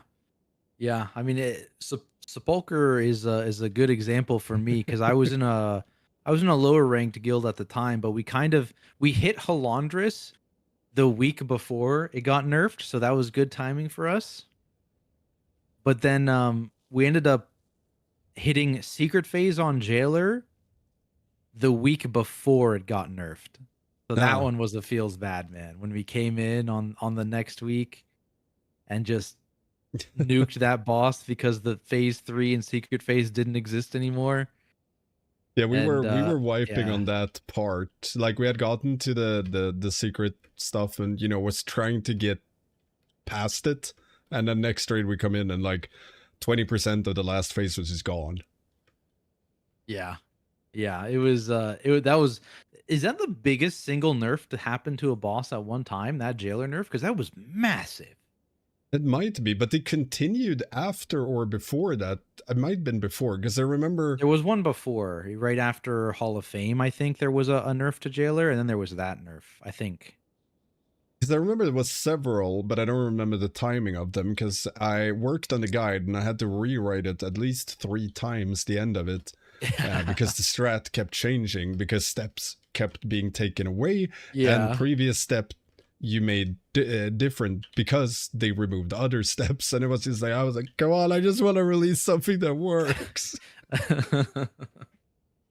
Yeah. Oh, Yeah, that was unfortunate. So because that has happened to me, I totally get the people yeah, not wanting the nerfs, right? Like I totally get it. Like it feels awful to have a yeah, boss you're so close to killing get nerfed, and then not that ranks matter, but losing several hundred ranks because people yeah, rated on those nerfs before that you were ahead yeah, of. It does suck, right? That does suck. But at the same time, it also is, for the larger portion of the community, probably nerfs that do need to happen at some point. They are coming at it with a different approach, they've said, this patch for War Within, because they've been talking about having a buff yeah, I for remember that. players, right? Similar to Aldir, the Aldir buff they had back in BFA. They're talking about doing that instead. So potentially they'll need to nerf bosses less, but still, if you get into like the Tindril situation, where where you Yeah, have several different abilities that happen very frequently that just one shot your raid no matter how much damage or healing you do, right? Those are still things that probably will need to end up getting nerfed at some point, but we'll have to see how that addresses the rest of the raid, not or still getting nerfs. yeah. No, I do think it's I think that's a better strat overall, just incrementally buffing everyone like ICC Yeah. style or older, Yeah, like you said, exactly. because even though you have fights that are going to be mechanically complex where gear doesn't matter, those same fight can have overlaps where gear does matter. You know, Yeah. you need to push a certain breakpoint, or you need to do this or that, which might be incredibly hard to do with complex mechanics. But if you then get buffed on top of it, you can push through those, or overpower them and maybe solve the other things. But when you have to do both at the same time, it can be really tricky. Yeah. Yeah, I mean, the other thing too is like maybe now you were able to actually kill a mythic boss with 2 people dead. You Yeah. know, like whereas before maybe you couldn't do that. Yeah. And like if we take a fight, like not that I remember it being dramatically difficult, but if we had Rasageth with the a big thing was the absorb shield in phase 2, I believe Yeah. it was, where you had to break that absorb shield and you had to play around it, with cooldowns and everything to actually break it. And if you didn't, well, everyone died. And I remember at least a few wipes to that. And I remember other guilds after my guide came out, trying to optimize that shield push because, well, the faster the better for numerous reasons. Uh, and having just a stacking buff the longer the raid is out will help other guilds push through things like that absorb way easier. Yeah. Yeah, for sure. I'm looking forward to it. I'm excited. Yeah, I it's need gonna War be. Within to drop now, I immediately. don't. I need it to drop in like 3 months so I can make all the content I want to make. That's true. I'm not considering that, okay? Rude. Rude. It is soon though. It's less than 2 months away. Yeah, That it's is horrible. I have crazy. panic. I haven't even found a guild yet. I haven't even looked yet. Oh, you still haven't? Have you been applying? What are you doing, dude? I'm biding my time and hoping something sorts itself out. That's how I usually do. Now I've had some offers, but right now I'm still in the stage of trying to figure out what world rank I want to play in. Might be that Yeah, I that's fair. play at a lower world rank for the first tier, because everything is in the middle of a move as well. Because I'm moving Oh. in like a month or so. Oh, okay. So it's going to be Okay. quite chaotic. So I might chill first tier or at least go lower rank, and then when I'm when I feel more settled in, I might go higher up again. Yeah, that's fair. That's fair. Yeah, it's a tough moving time. Yeah, I love the release cadence. It's working out super well for me right now. Damn it! Why would they consider Yeah. me the lone player? Suffering from the success of constant content. Ugh. It do be like that. But I figured we'd round it up and then we'll talk a bit more potentially next week after Mythic testing. A ton of fun. Yeah, man. Likewise. It was thanks for reaching out. It was good. It's yeah, now I'm excited to do more stuff too. Yeah. Yeah, and I think that's it. But yeah, we'll talk more. And thanks again. I'ma hop off the Discord. Yep. See you around. Yeah, have a good one, man. See ya. There we go. There we go. Okay, now we can start doing other things. See if my stream is back up. I noticed it crashed for a second there. But we'll see. We'll see if it's still up.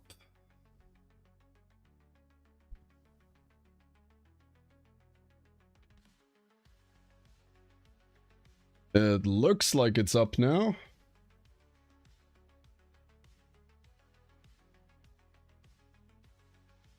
It's up. Good, good. I don't know. It crashed when I loaded into here for some reason. Also gotta check the YouTube side. I'm terribly sorry, but I haven't been able to catch up with chat. Check that real quick.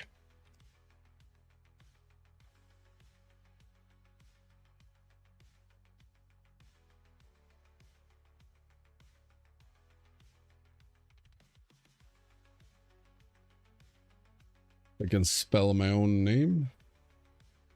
Don't think I can.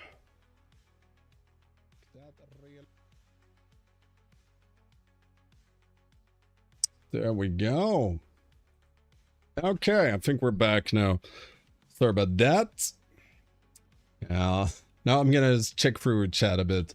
Who gave the Enhancement Shaman in WoW the position to write all the fairy tale he wrote? I don't know if he's written anything new, but personally, Word Up, his word is good. He usually has a lot of good points and insights.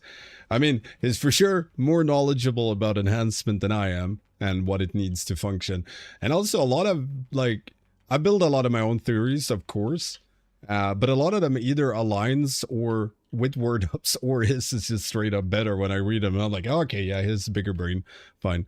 But of course, I mean, everyone's different. I mean, I like Primordial Wave.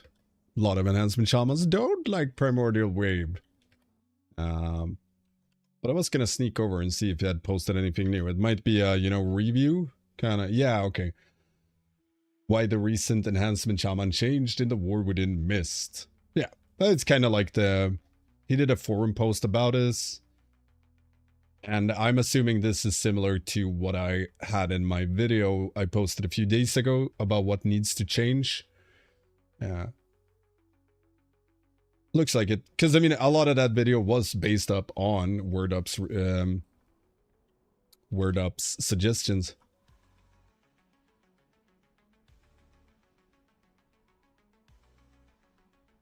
Even that I don't like Elementalist build, people are loving it, and our hero talents and class talents are cruel for Elementalist.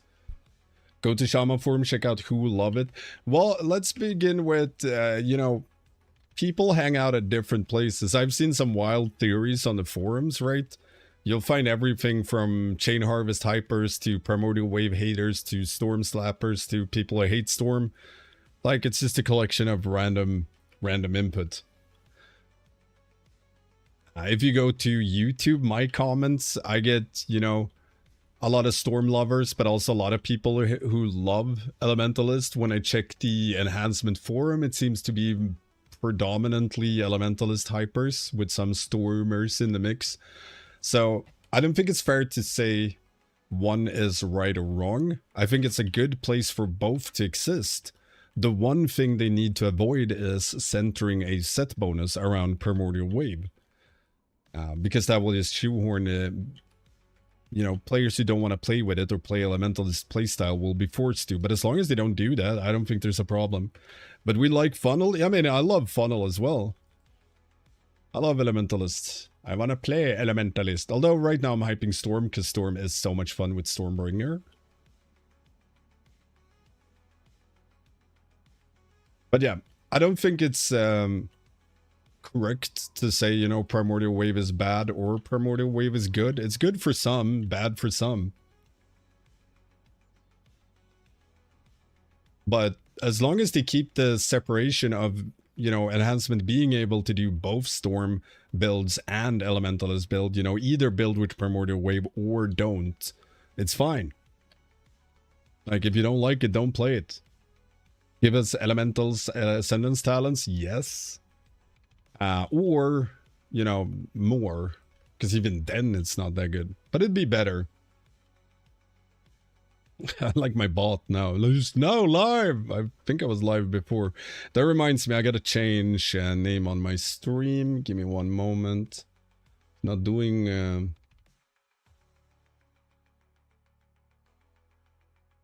doing raid talk now.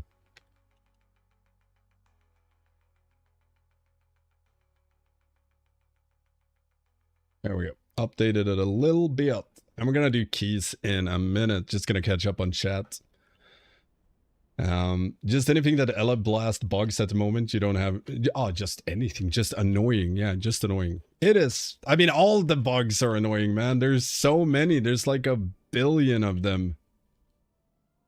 More than 1 billion. Maybe 2. God, tomorrow patch notes will be a disaster. I'm hoping they will be good. I'm copium. As a 12-year enhanced player, why the hell is it called Storm Strike if it does physical? It should do nature or both, like Ret, like nature physical like red has holy strike. Yeah, or you know, like I'm gonna show you. I'm gonna show you the real Enhancement Shaman in the War Within.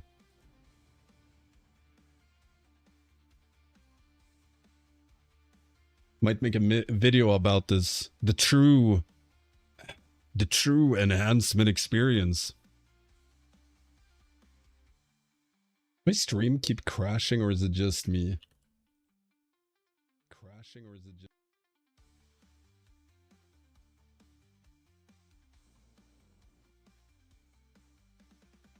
We'll see. We'll see. So this is the proper one. We pop this, and we get Thunder Blast, which deals Storm Strike damage, and looks like that.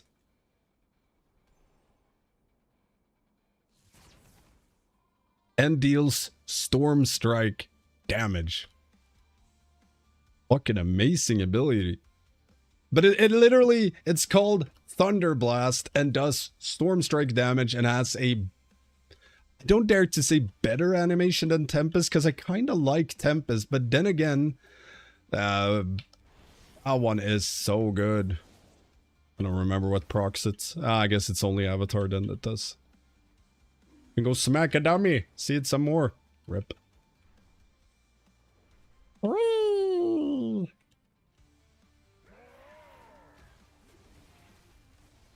Need to find one. Here, I have one of those. There we go. Now we have one. I mean, this... And then it also saps, you know, a little thunderbolt hits all of them. It's just really good. It's just really good. So this is the true enhancement experience. Ew.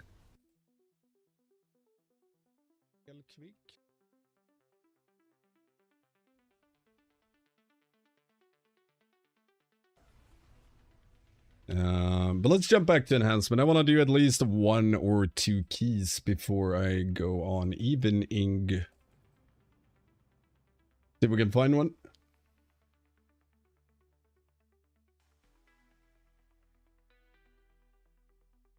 Vapnish, bro. Now it's gonna be fun to see if we get any updates tomorrow. I would expect it. I would. But then again, I expected them to do more than what they did with the previous updates, so you never know. Mountain Thane slamming the ground constantly for DPS is sick. Yup. Honestly, Totemic just doing that would be cooler than the totem just pulses. Yeah, agreed. I mean, a lot of things would be better.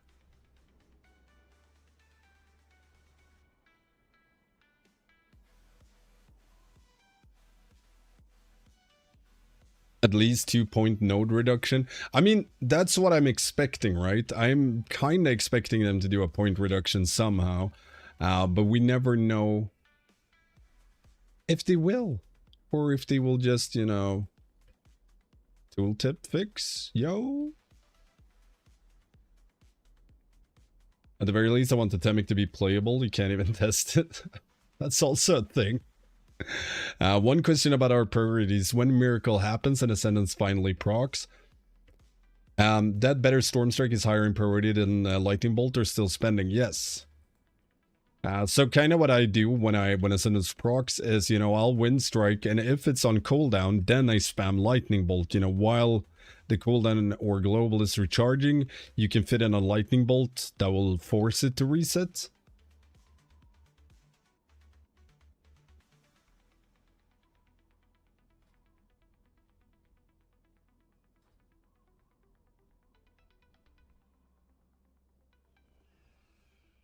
Hello? Can I join? I mean, I guess we can do Grim Butthole.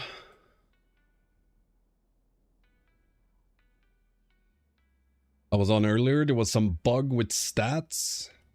Even you had like 1k haste or crit, you still had only 1%. That seems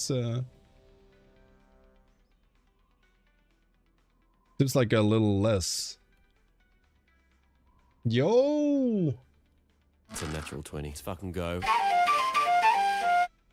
Carambola plays. Thank you so much for the 2 months prime. Elementalist enjoyer. It should be, although I'm cheating on Elementalist with Storm right now. Do you ever play range specs? Grandpa Stanky. Does BM Hunter count? Give it a follow. I haven't played a lot of range in my life. I played a lot of Hunter and BM Hunter especially, but also MM and old school serve before it was melee. I played a lot. Otherwise, like, I haven't really fallen in love with any range. Like, I never mained or even I've never even had a warlock alt well geared. Never played boomkin. I played frost mage quite a lot during like one season as an alt, but never fell for fire or arcane or none of the warlock specs really. Shadow priest I haven't given a lot of testing. It's something I plan to try more in the War Within. I did like evoker a bit, Devastation, but I never tried AUG. So I think the TLDR is Hunter range. How do you feel about mouse over macros and sticky target option? I mean, mouse over macro, they have the... see if I even have it activated. It's a natural 20. Let's fucking go. Yo, Zergshan, thank you so much. Gonna send you a Discord link in a bit as well. Trying to remember what I was talking about. Never mind, probably not important. Oh, okay, yeah, mouse over. I remember now, reading chat. So we had the... no, not auto loot. Where do we have it? In combat? Mouse over cast, there we go. So they had that setting, and you should be able to just... oh, they're in... yeah. So you don't really need macros anymore unless you want a specific macro, but you can just do it in your setting and it works fairly well, at least as a DPS. So I mainly use that, the in-game mouse over.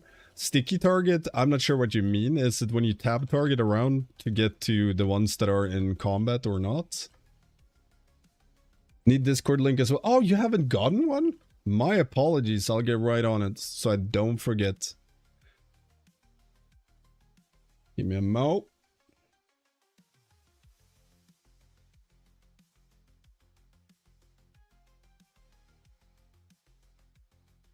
I believe there was someone earlier as well that I forgot to get on.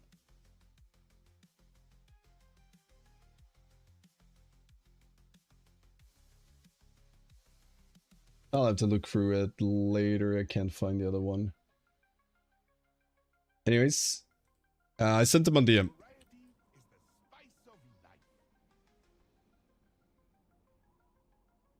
I always personally mouse over macro. The interface option is Yankee. It might be different if you're like healing or like where you need it a lot. But as a DPS, you know, who just occasionally needs to press something, I figure I think the in-game stuff works pretty well. Right where we're going, no, where we're not going Grim Battle, where we're going Mists. My bad.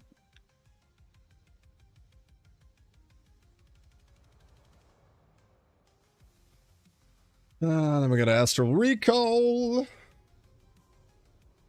Range is so safe, I guess, but I never know where to stand. Melee just stands in melee. Just stand next to healer if you're ranged and you're safe.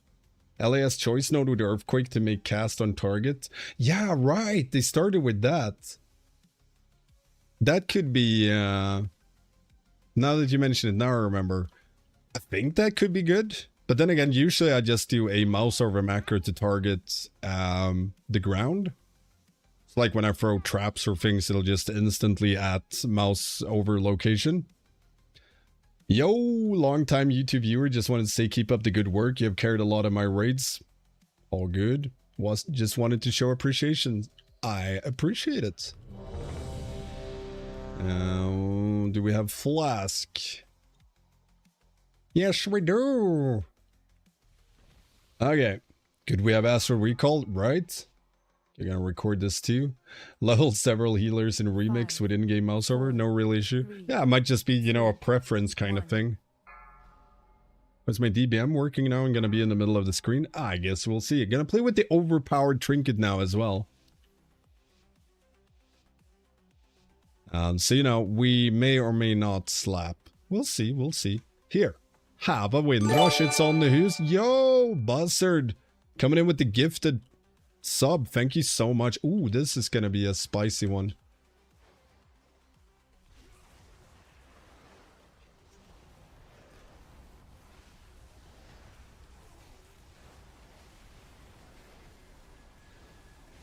Give me my maelstrom. I need a tempest right about now. Never mind, I'll just die. I feel like my trinkets might have been nerfed. We'll see.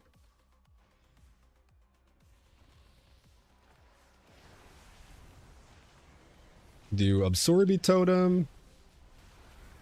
Knock these up. Tank died. Someone DC'd. We're gonna cry. Off to a good start. But hey, I got my Tempest there.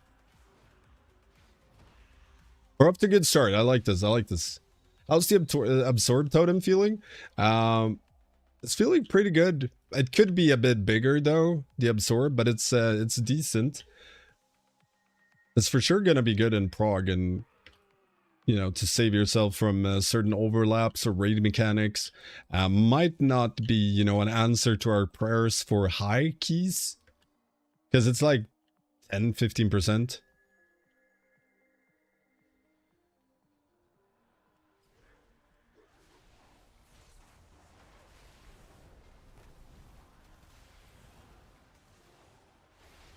Okay, need more tempests coming in. Okay, we have the Tempest now. Am I going to pull aggro?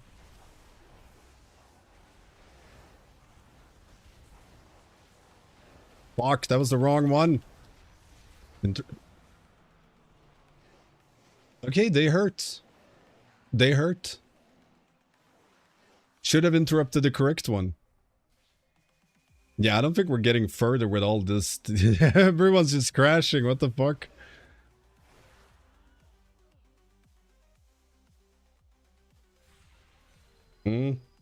Which one do we get now? Is it the it's the Enrage one.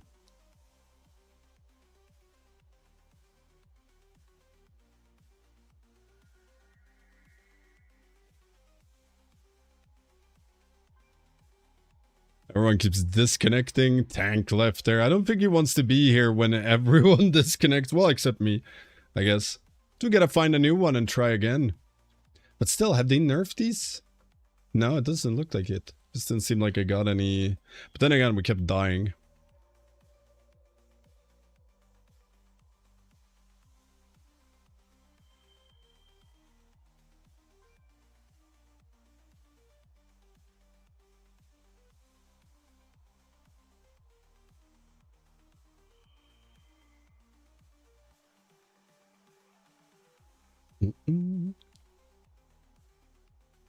Are we finding a new tank or?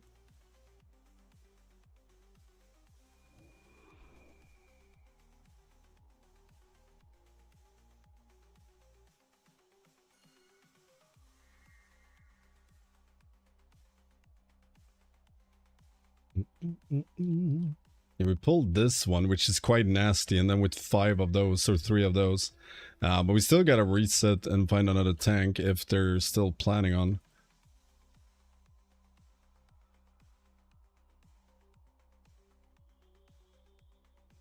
Oh, there we go. We try again. I'll give it another honest go.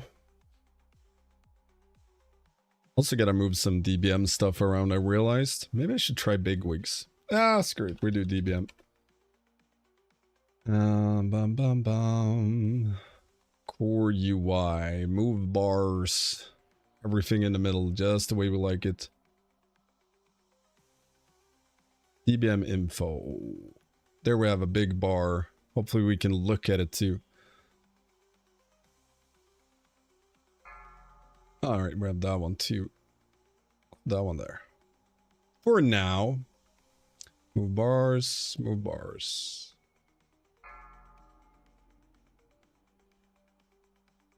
Wait, isn't it supposed to? Maybe if I do this. Reload. The fist weapon, weapon trinketeer set feels like it's going to be really hard to get. Probably going to be real annoying. Question is it's going to be any good? That I don't know. It's currently doing like decent, but don't know. I don't really like the trinket. The trinket might be good on single target. When you have the fist weapon, obviously.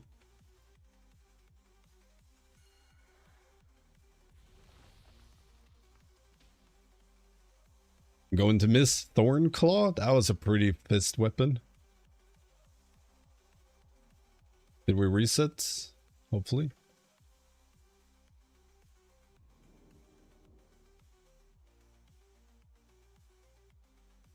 Right, we were gonna try this one a bit. See if we get any procs. Because that is a lot of haste. Previously, when I crafted this, it gave you 1k haste. But now it's giving 8k, which seems, you know, a little bit more. My math isn't that great, but I think 8k is more than 1k.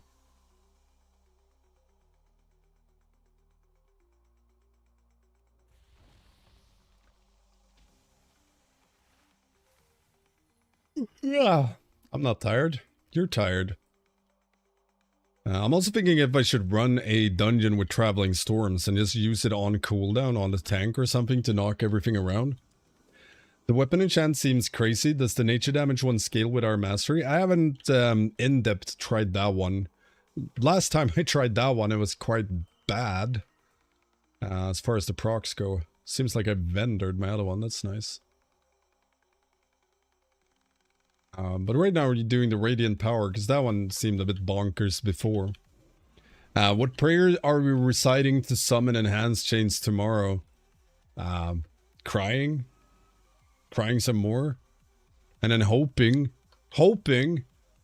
that they can take a look at the suggestions that several content creators have done, all of the official forum and Reddit posts and Twitter, and, you know, look at all of that feedback and perhaps do something? One thing? Like, reduce our points? You just set your wallpaper as big copium? I mean, if you play enhancement, you gotta have big copium. Prayer, I'm sacrificing me goats. It'll be at least 500 goats per talent point reduction. We're not asking for much. No, we're literally asking for the bare minimum. So, like, the enhancement story arc from alpha to now, like, during alpha, everyone was theorizing what spectacular grand reworks you could do for enhancement, you know, to really improve them and make them amazing. And as beta and alpha went, or as alpha went on, those theories get a little smaller and a little smaller, and then beta hit. And Hunters got the big update, and, you know, we were like, okay, yeah, but there's still a chance, right? There's still a chance. And then, out of the blue, Blizzard came out with their, we've heard feedback and we got to work. And, you know, everyone was like, okay, they've listened to feedback. They've been quiet all since alpha, all to beta. They haven't said a word. And now they say they've listened to feedback and gotten to work. Okay, this gotta be good. And then they released that, yeah, we're fine. Feral Lunge baseline, yo. Sky Fury, all fixed. Enhancement is good now. And all of a sudden, you know, all the theories went away. None of the shaman or none of the enhancement shamans are dreaming of reworks or, you know, fantastical things that you could make. All of them swapped from that to, you know, if we can just have this, we'll be satisfied. Can we have this one little update? Just a little update, just something. You know, instead of thinking of how you could make the spec better, it all turned to what can we do to actually function, right? What's the bare minimum? Because we don't expect them to do anything right. What's the bare minimum? It's like, could you at least take the dagger out of my back? Like, you don't have to stitch it. You don't have to do, you know, disinfect the wound. Just pull the knife out of my back, and then we're fine. I'll live with an open wound as long as you take the knife back. They listened to feedback, but LA feedback enhance was invisible. Yeah. Oh no.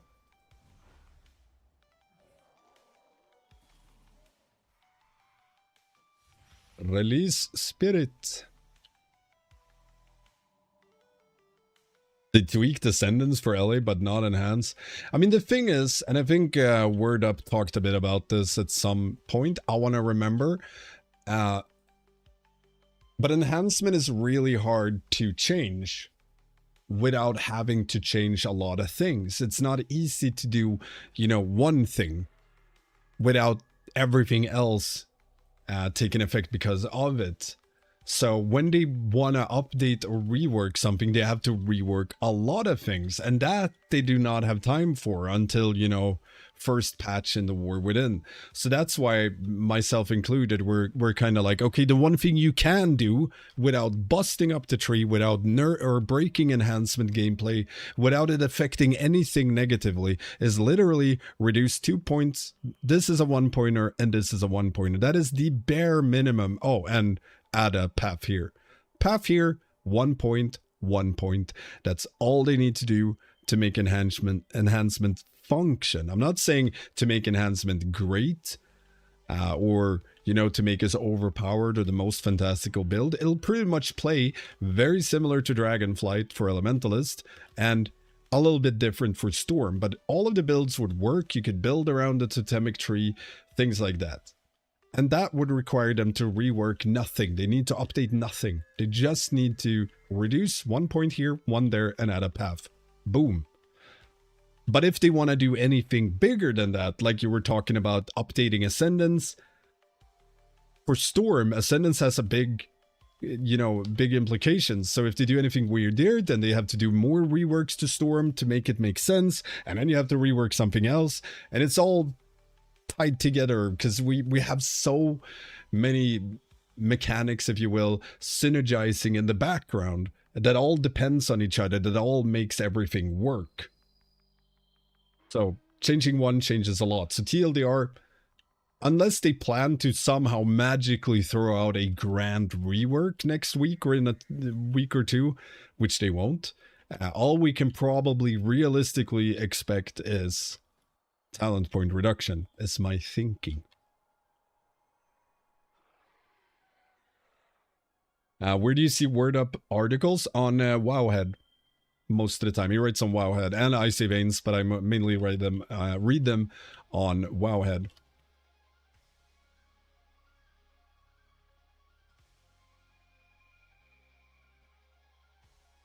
We're waiting for tags. But yeah, the most recent article on Wowhead is one from Word Up. And then you can just click on Word Up and find the other ones. Or go into the Enhancement Discord, and he writes a lot there and makes info stuff there as well. Bug lists for enhancement, you name it.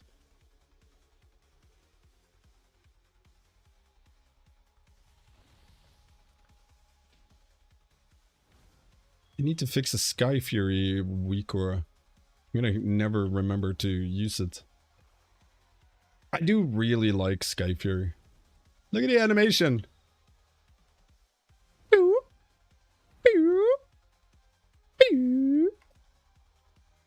Almost getting bored here with the lack of tanks, though. Anyone want a tank?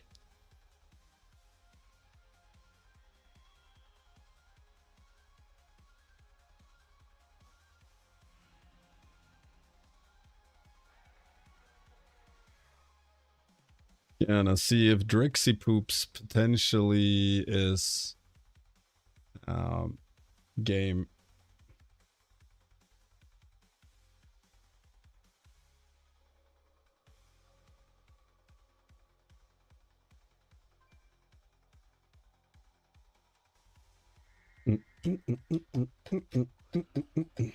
Imagine though, all class designers into one spec, and Hans get its first patch of War Within, we become gods like Rhett.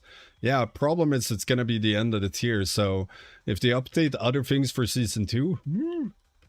But yeah, I mean, that's my expectation at least, is, you know, something minor now, like talent point reduction, and then something major in the first big content patch in War Within. That's what I'm expecting, but again, you never know. Might be 8 years from now. It happen. And as things being last in line for changes if they don't get iterated on as much as other classes did. Yeah. Big sad. It feels bad. Being the last to the shopping block. But I mean, it's especially feels bad, right, when there was so much feedback going on. And I think that's certainly what annoys me, not necessarily what annoys the entire enhancement community, but I'm annoyed that they really made it sound like they've taken in feedback. And the way, like I talked about earlier, the whole silence from the start of alpha to the beginning of beta, and even like 1 or 2 weeks into beta, before they even acknowledge the existence of enhancement, and the first thing they say is, we've been, seeing the feedback and we got to work. That, for me, and pretty much anyone else, sounds like, okay, the reason they've been quiet is because they're working on stuff. And they mention feedback, so of course it's gotta be, somewhat based on the pain points of enhancement. And then now we're fine, lol. That's why people are upset. They built it up, and I mean, sure, the enhancement community also built it up, but they built it up based on Blizzard's own wording. If they had said in that post, we listened to feedback, we've gotten to work on Elemental and Resto, we feel like enhancement is fine. I mean, people would still be pissed, but less.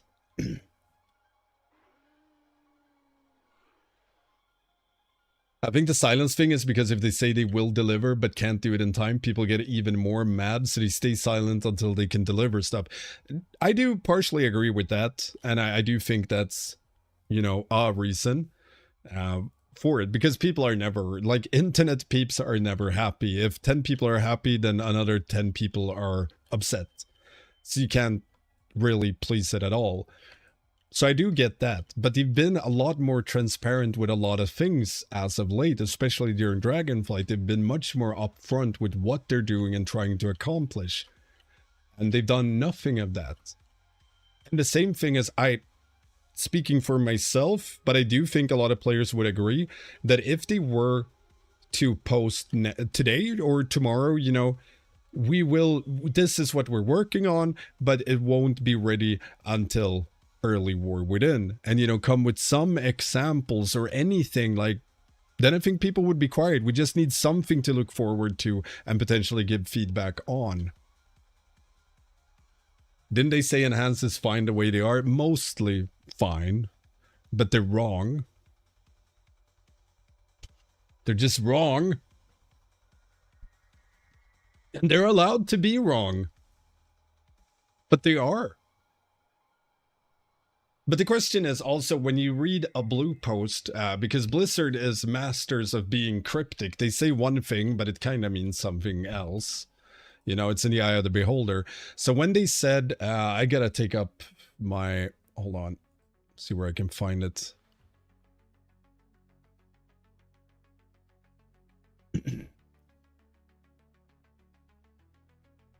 I just gotta find the correct wording. I'll be ready in a second.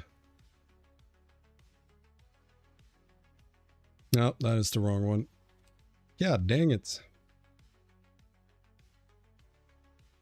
Yeah, I'll have to check it later, or paraphrase. Okay, we're going now, so I might do that instead.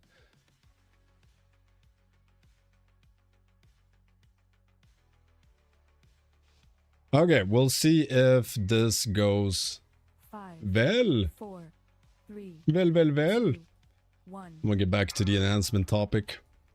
To someone who doesn't play Enhancement Shaman, what are the main issues you face at the moment? Even from an outside POV, it seems like you've been forgotten as a class. So it's mainly, some of the things is just how our talent tree works. Like, it's hard to build around it. It's hard to make any build that works without major sacrifices. Another thing is defensives on a high level, better, uncapped AoE so we can compete with other classes, because we will do very well at one level, but then as soon as you start over pulling or people are doing massive pulls, we just scale behind. And then when you put in gear into it, other classes tend to scale better with it, so we just fall behind.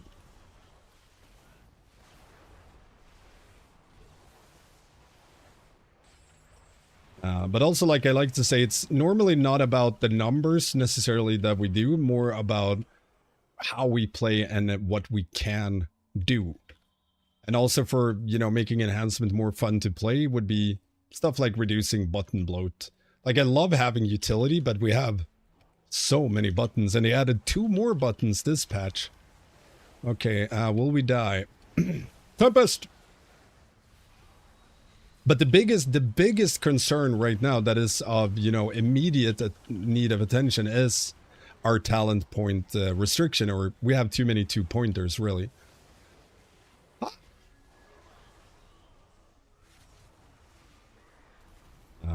Because we can't even build around one of our hero trees because we don't have enough talents, and that is a very concerning issue. Does this work? Don't we get in combat now? No. Okay.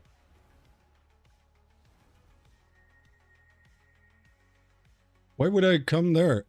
I could gate there. Oh, they found a way to gate. I thought that was bugged, someone said. Oh well.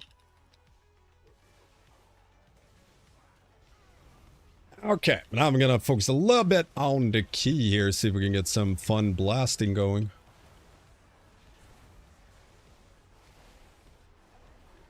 Knock up. Shit, gotta save my totem though for...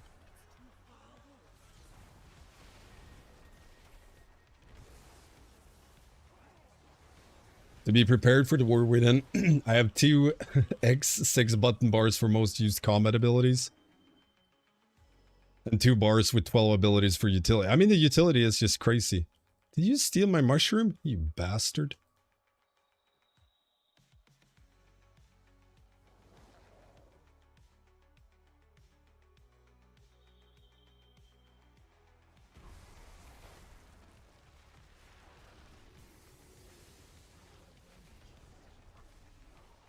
Yeah, we can do Explodey Totem on this one. Or not Explodey Totem, Absorby Totem. I wish we had an Exploding Totem. Okay, there we go. Absorb Totem. Oof. That thrash is nasty. I have the MMO mouse, but I know not everybody plays with those. But really, everybody should. Yeah, I have one as well. Took me a little bit getting used to it. But once you get used to it, man, it's so good. Why did you have to proc now, Ascendance? Why? I wanted you on the boss.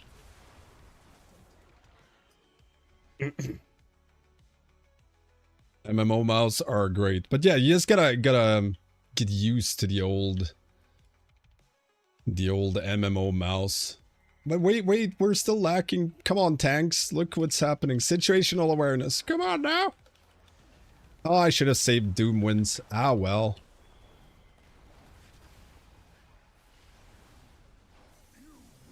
Oh, Sigil of Chains works on that one? That's pretty cool.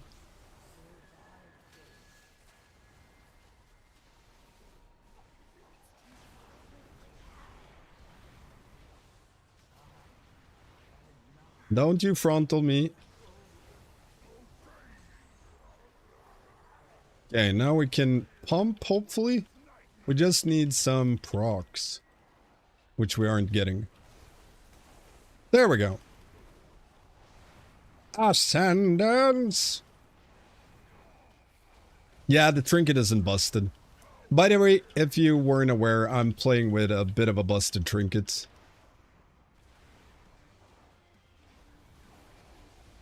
I have 28% verse from the trinket now, and I'm pulling aggro.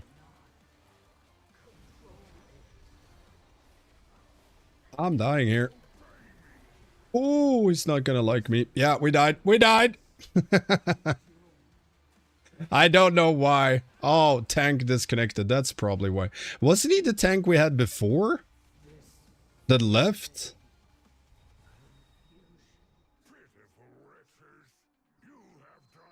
Wasn't he? I don't remember. Wait, do I have from early pulls? No, it was another one. Okay, it was another one. It was another one.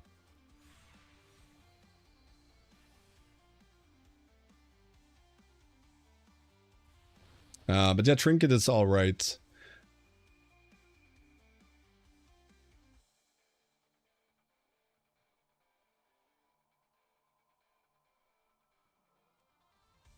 Poor tank. We have the gateway here. Man, I love pings. Ping is probably the best system they ever added to the game. Oh shit, that damage is nuts. Nerf. Yeah, they're gonna nerf enhancement. No, so the current Dark Moon deck or Dark Moon trinkets are completely busted. They're turbo busted. So you're getting, you know, upwards to 30k plus verse at time. This is decent. I don't know how you craft them on beta. I got them crafted for me. Pole Hands had found someone.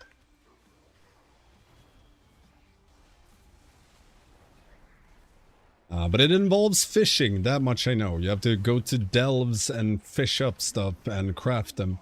Yeah, it's inscription, but to make them on beta, you have to do some weird steps.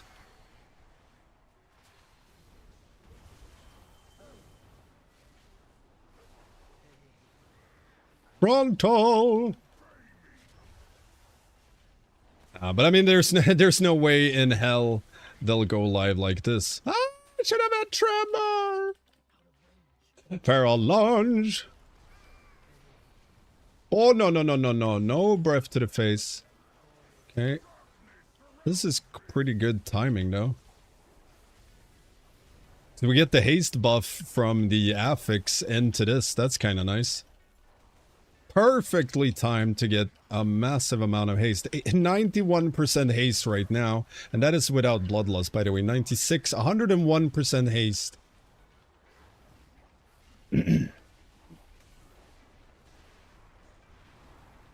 Only 50% haste now, Sag.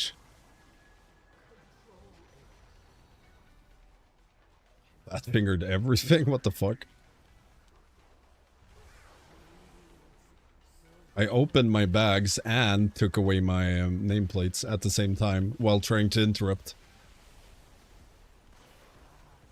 Imagine P-Wave and Bloodlust. We'll be fast as fuck, boy. Still don't have Tremor. Bad Shaman. Bad Shaman. Oh, we do one there. We knock y'all up. Then we pray. Had I been nuking that one? No. Doom wins. Yes, big ascendance there. Good. I will break you into splinterers. Feels like the team behind all the different class changes ran out of time without saying they did. It's probably exactly what happened. Ooh, I'm gonna feral lunge so hard. It's gonna be so hard. Oh, come on, lunge it. Ooh, a little Tempest.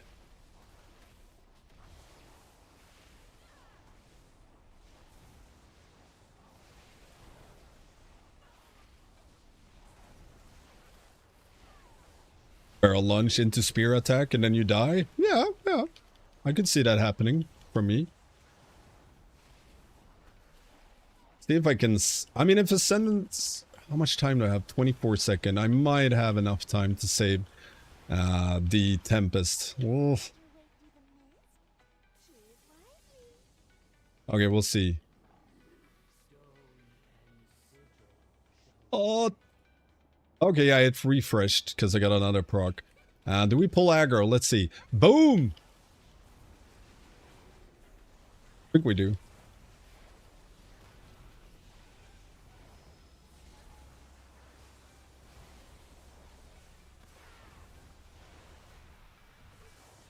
Shouldn't have used the time. I mean, it's decent burst. Not at all carried by 60% extra verse. None. Feral lunge! Nope. Never mind.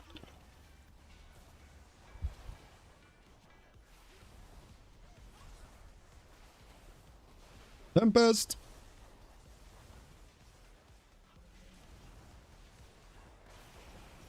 Come on! Yes! Yes! Fuck that bucking rampage shit.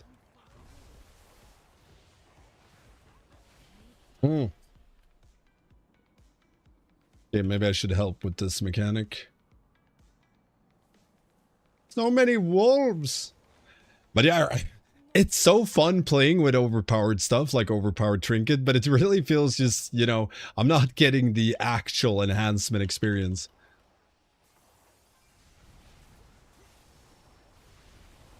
Wolfies.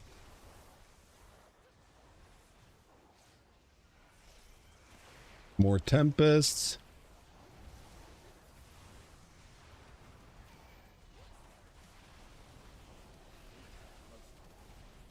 And you were a big one.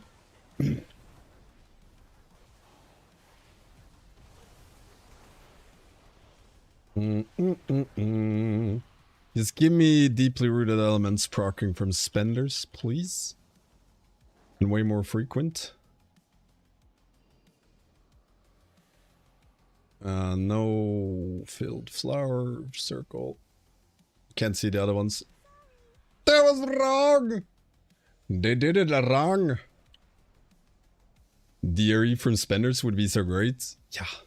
Would be real nice. Especially with Stormbringer. Stormbringer. Which only wants you to spend. Would be nice. Would work.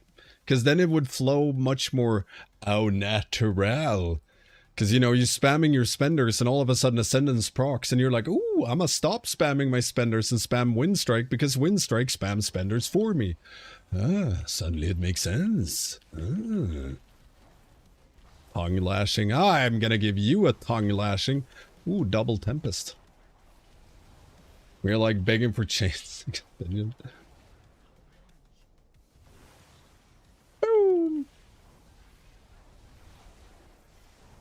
Ah!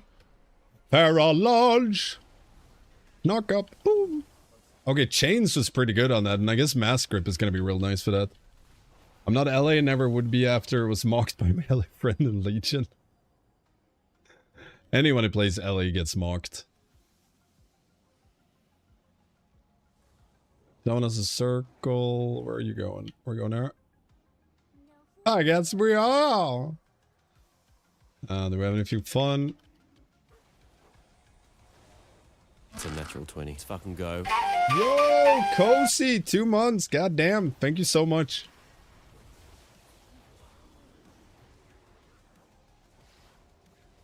Aw. Cool down. I can't break the root. I guess we're just casting then and praying. I'm perished. Thanks again, Kosi. I appreciate it. And a big boy now. They got Wind Fury. Actually, it's called Sky Fury. Sorry. My bad. Wait. Actually, it's called Sky Fury, not Wind Fury. Get your facts straight.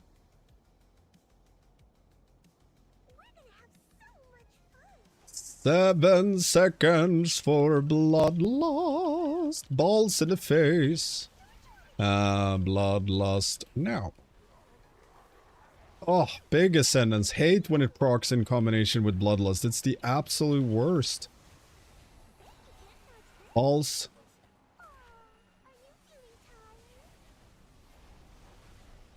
Don't know if we got the last ones there. Oh, big. No, less big. Which one is it? Oh, we may have pulled aggro. That's my bad. I can act or get rest. Which one did we say it was? Yeah, it's this one. Okay, we do Ancestral Guidance. See if we can help out here. Don't get hit by balls. Balls are bad. Do we have another Comatress? I think we do.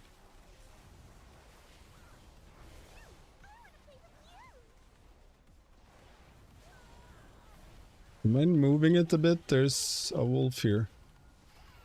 Ah! Okay, wolf got deleted. We get affix now.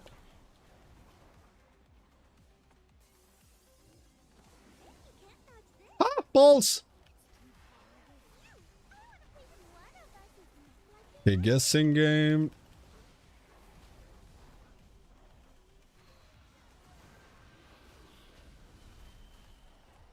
Reset Absorbi Totem. Couldn't because it reset my stun totem because I am dumb. I forgot how that...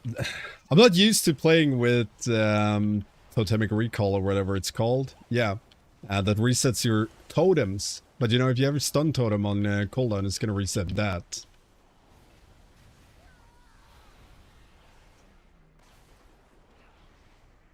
We do it before the next one. When you got so many procs that you over-aggro tank, this is called suffering from success, right? Or one heal, or one taunt. I was reading chat instead of checking mechanics. My bad.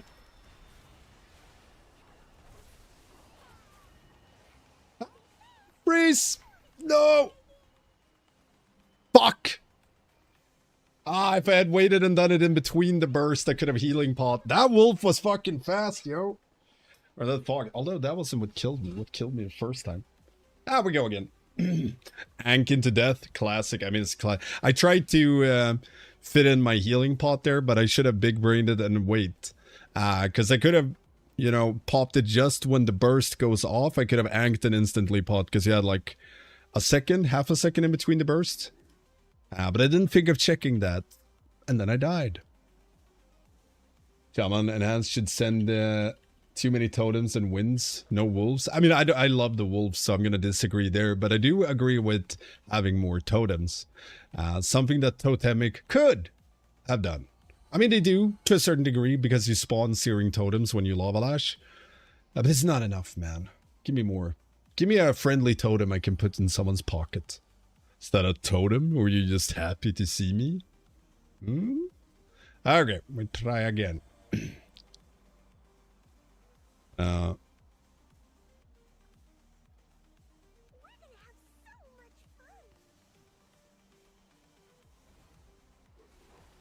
Try again, without dying. No bloodlust and pot right now, so shouldn't die to that. Patty cake! Touch my snake. There we go. Big Ascend. Plus Tempest. Plus Wolf.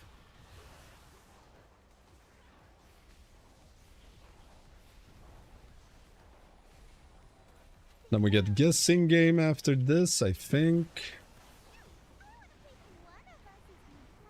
Yeah, there we go.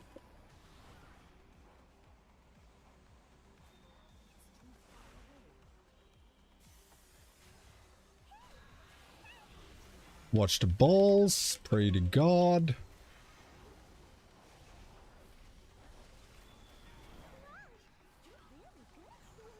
Okay, patty cake. Refresh Herb Shield, because we're squishy. Okay, I cannot refresh my totem yet, because then I will refresh my stun totems. You gotta remember that. Probably gonna have weak grass for that. More balls. And then new Guessing Game. Yeah.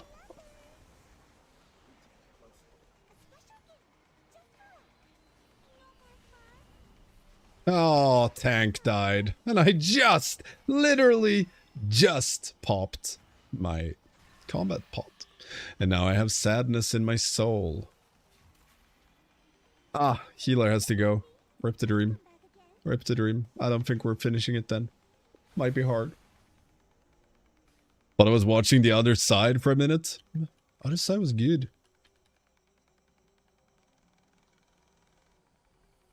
If Drex wrote now, or...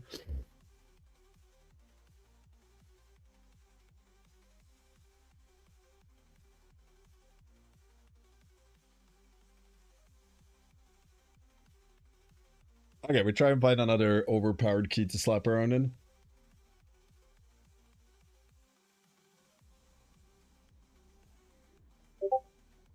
Doujoins. Grim butthole. I could go for a grim butthole.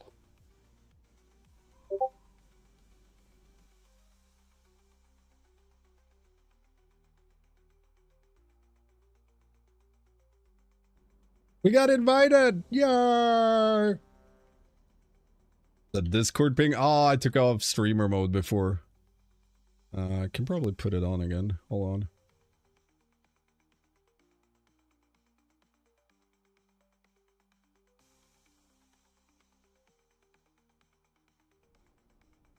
Yep, it's on now. It's on now.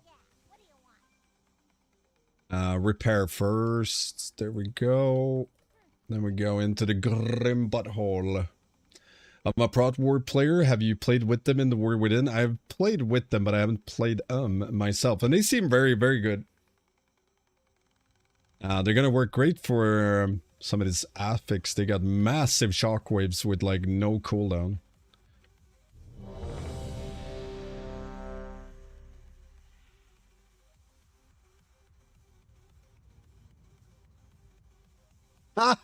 Oh, it's stankies. I've been looking through my alerts for a while. I'm baiting you. I'm a master baiter.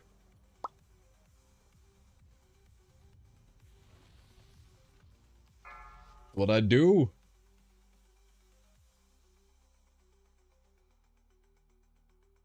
Okay, we try this again. No one loves us, stanky baited us. Yeah, that sounds about right. Okay, let's try and remember how to do this dungeon. First of all, y'all gonna get Skyfear. You get it at least once. Have one of those.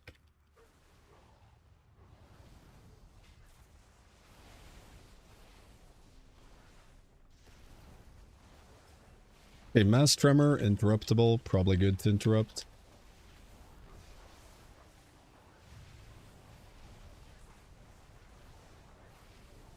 Can't interrupt. Someone got deleted. Frost. Oh, damn. Frosty keep me pumping.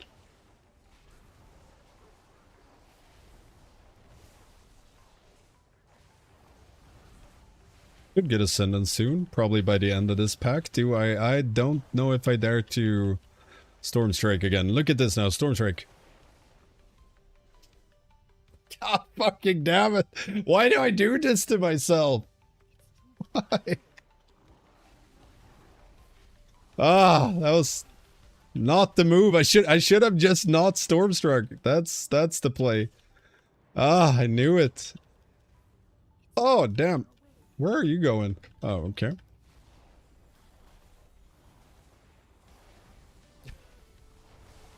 Fuck's sake.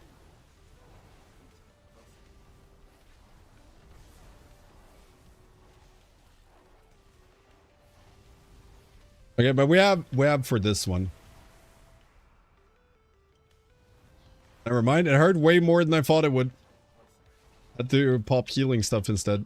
Okay, so on hierarchies, don't take the knockback just to Feral Lunge because it's cool.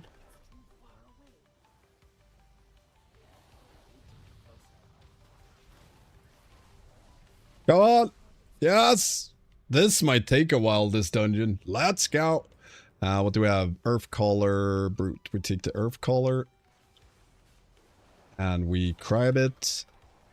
Boo! And we pop that one, because I don't want to die. I think he pulls aggro, that's why. Yeah, I think we all pull aggro. Or did the tank die? Maybe it's just some fucky threat. I don't know. Or maybe we have a tank that's not used to tanking. Not sure. Tank died. Ah, well then that will do it. I was looking at other things. Interrupt that.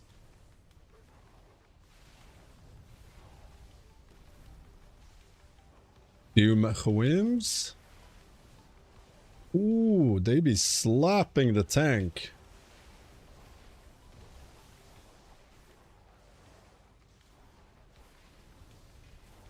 Partially dead as always, we just get used to it. Enhancement not dead. I mean, it depends on how you say dead. Right now I'm playing with overpowered trinkets, and tuning isn't done yet, so my trinkets can get me up to like 25k verse. So that's partially why we're doing well. But even without the trinkets, like Enhancement has been doing well damage-wise, so that hasn't been an issue. But tuning isn't done yet. Like you have some classes doing 800k and some doing like 2 million on AoE.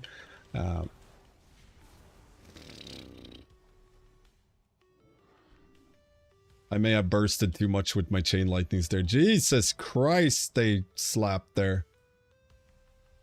I may have to chill. But where's the stanky tier list? So I've been racking my brain trying to come up with an idea for a tier list.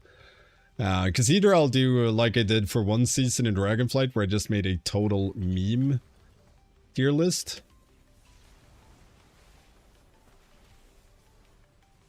I'm not having the most fun in this key right now. We'll give it a few more tries, but if it's like this for the rest of the dungeon, pass. Now I might make a tier list like the most fun melee or my favorite melee DPS going into the War Within, or my favorite range DPS, you know, specs going into War Within. But I'm very reluctant to do an actual tier list of this is the best, this is first of all, I don't feel like I know enough about every single class and spec to do that without it being guesswork. But I do know enough about what is fun. This isn't fun. This is less fun.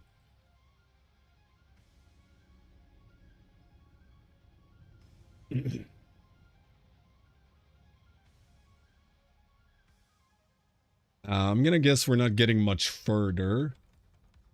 We'll see. I don't know why they're dying like rats. Best enhancement change tier list. Maybe a list of, yeah, I think that's what you meant. So a list of the best changes we got for enhancement so far. My top 5 enhancement updates in War Within. I'm not even sure if we can make that list. Like, is there enough changes to make a top 5? Thinking about it right now, we have Barrel Lunge, probably best one, that it's baseline. That's top S tier Barrel Lunge baseline. Sky Fury, available for all shamans, isn't really an enhancement update, it's a shaman update, so that update is really enhancement lost. Wind Fury. So I don't know if it's an update, but we'll put it there as well. And then we got broke the pathing to elemental weapons, so we cannot build properly, and put flurry, and by putting flurry in the enhancement tree, they broke the pathing to elemental weapons. What else is there? A supposed nerf to elemental blast by 25% that hasn't gone in, and the data mining showed it targeted to chain lightning instead. That's also a good update. I like it. Exactly, pardon my French. My French is probably worse. What has been the most fun? I mean, for enhancement, nothing. But no, that's not true. Stormbringer is really good. Stormbringer is a 10 out of 10 update to enhancements to Storm. Okay, I'm just gonna chill now. We do a stun totem. We chill a bit. Can I do damn now? We try.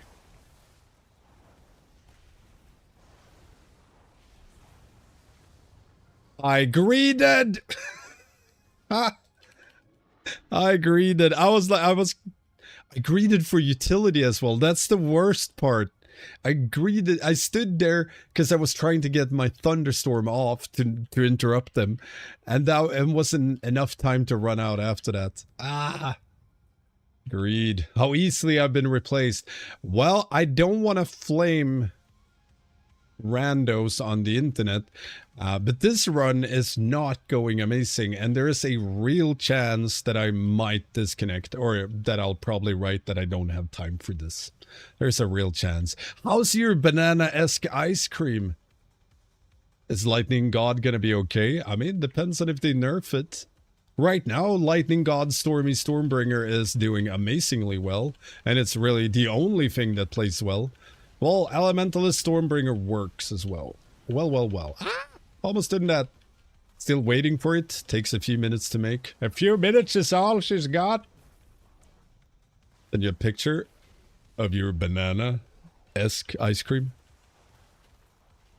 Sounds good though. Does it have maple syrup in it, sir? I don't dare to do damage. I pull aggro all the time. How was the raid talk with T-Money, yo? Boom, boom, boom, boom, boom. T-Money coming at you. No, it was really good. It was fun. It's very interesting. And overall, it's just fun talking with someone on high level that's, you know, plays at a higher level than I do, at least as of late, and get, you know, that kind of input. And also just another person's point of view on raid bosses, raid mechanics, and potential strats.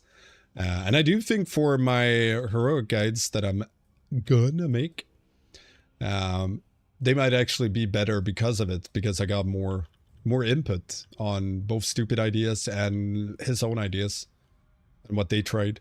So all in all, it was a lot of fun. Gonna do more. It does have maple syrup. How did I know? And now I want it.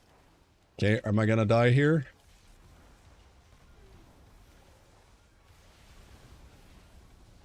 Okay, I'm gonna go away for this one. That one still hurts. Okay. It's a natural 20. Let's fucking go. Who's weaving? Coming in with the sub. Thank you so much. And you made a sentence, proc. Ads. Sorry if I missed you. Ah, those damn ads. I'm worried about raid spot versus folk asking me to move to LA after recent changes. So, I mean, it's a real worry, but it's all pending tuning. Like, if enhancement plays really well, like if their damage profile is good for the raid and we're tuned well, that isn't going to be an issue. It's just going to be, you know, a bonus. Having or not having Sky Fury, like you might still bring a Resto Shaman and then an enhancement. Like if it was, take Anub'arash for example, Season 3 Dragonflight. Enhancement was by no means top tier in Anub'arash from a tuning standpoint, but the fights were incredibly good for enhancement elementalists. So we just performed exceptionally well during the early stages of prog for Anub'arash just because of how our damage profile was. Oh god, we gotta run so much. But yes, we're no longer guaranteed a spot. But also the same is true, like if LA or Resto is garbage, doesn't look like it, but if they were, then enhancement will still be picked because of Sky Fury. But it's really new WoW post up. Do you mean word ups? Or do you mean another one? Is there buffs? I think that's word ups you're talking about then. So it's really hard to give you, you know, peace of mind. I thought I interrupted that one. Whether no one interrupted it. Whether or not Sky Fury will break it for us or not, because there's so many factors to it. Like there are times you've played double warrior. Sometimes you have a warrior tank, and then you have an arms warrior on top of that. Even though both bring the same buff, you know, sometimes you have double mage, sometimes etc. etc. So in the grand scheme of things, it's a lot better for the game that all shamans can bring it. But it might in turn hurt enhancement's raid spot chances if we're tuned poorly. That makes sense.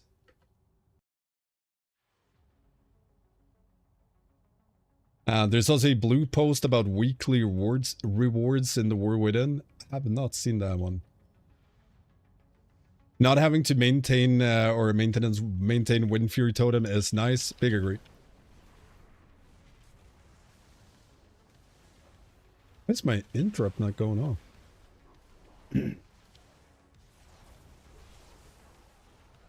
Oh, hard casting lightning bolt. That's nice. Good job, Stanky.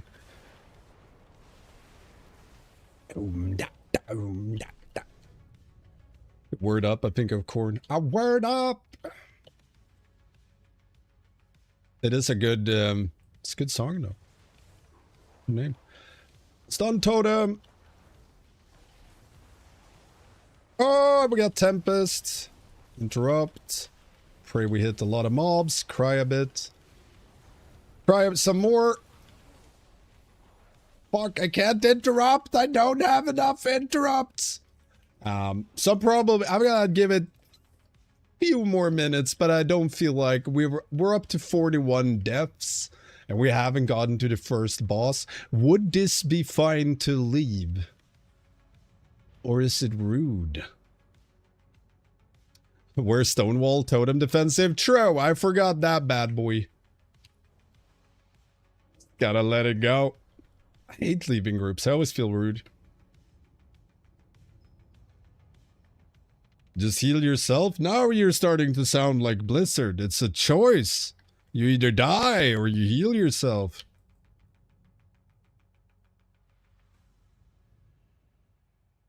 I think Blizzard is doing gameplay mixed with story. Thrall is struggling with elements. You respect the warrior.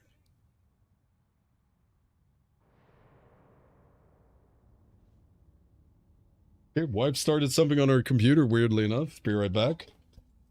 No idea how. Very strange. I think I have a ghost, literally. Either that or the wife did something very, very strange. Because her computer just started blasting solar opposites.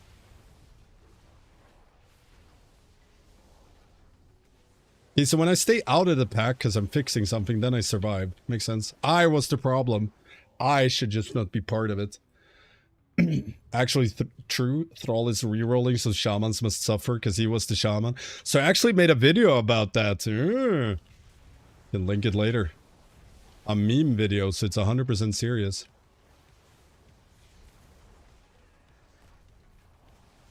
Yeah, I'm gonna tag out.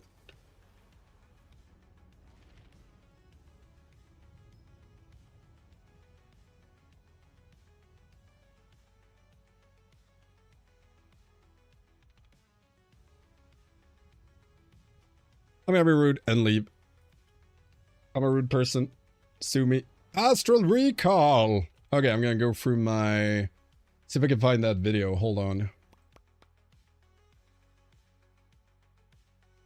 Toxic streamer leaving groups. Rip. Even on Priest Discord I saw dooming about enhancement. Yeah, everyone is.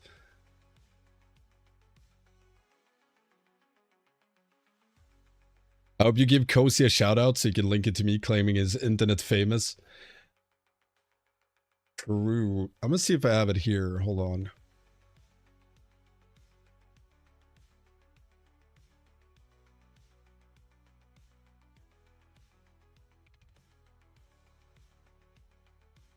Might be in my... I have so many folders. It's just chaos. Chaos! It's just chaos.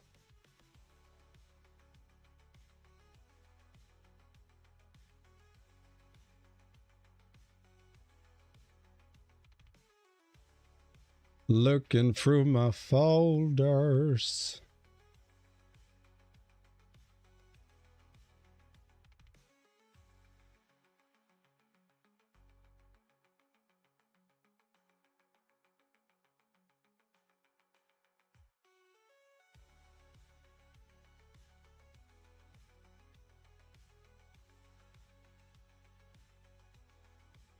I think I found it now.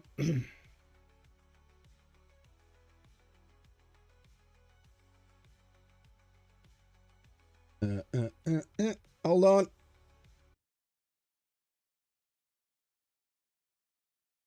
There we go. All right, display capture as well.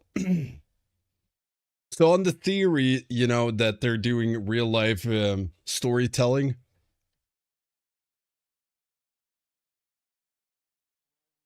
His connection to the elements, and we have to restart it. Bad at the game. Why is it being like this? Why can I not get up my bar for going back? Literally. The trailer with Thrall trying to commune with the elements, failing. He's trying. He's sitting there yelling, "Talk to me! Buff me!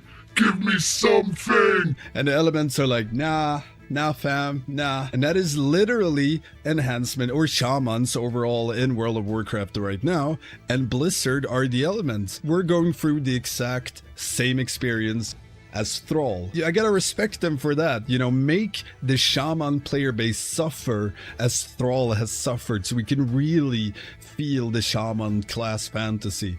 You know, how it feels getting everything ripped away from you, and you just suck.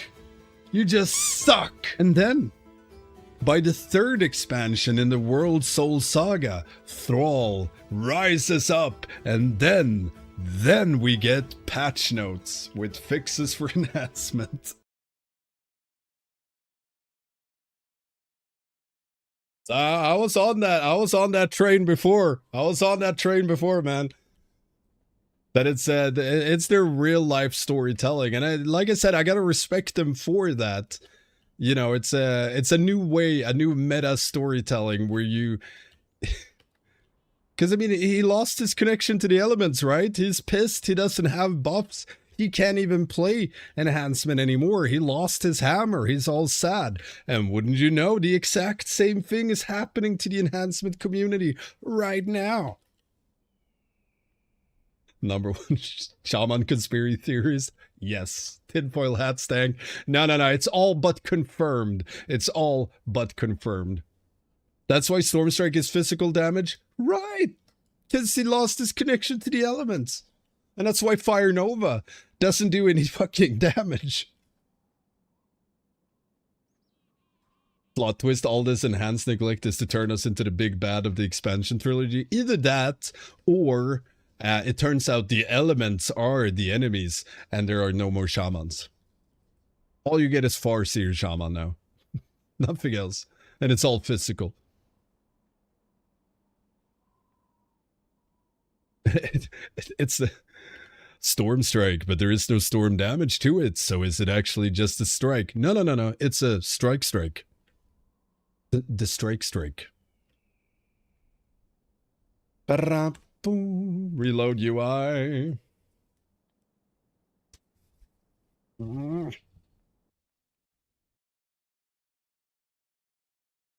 Have any pictures of ice cream? No.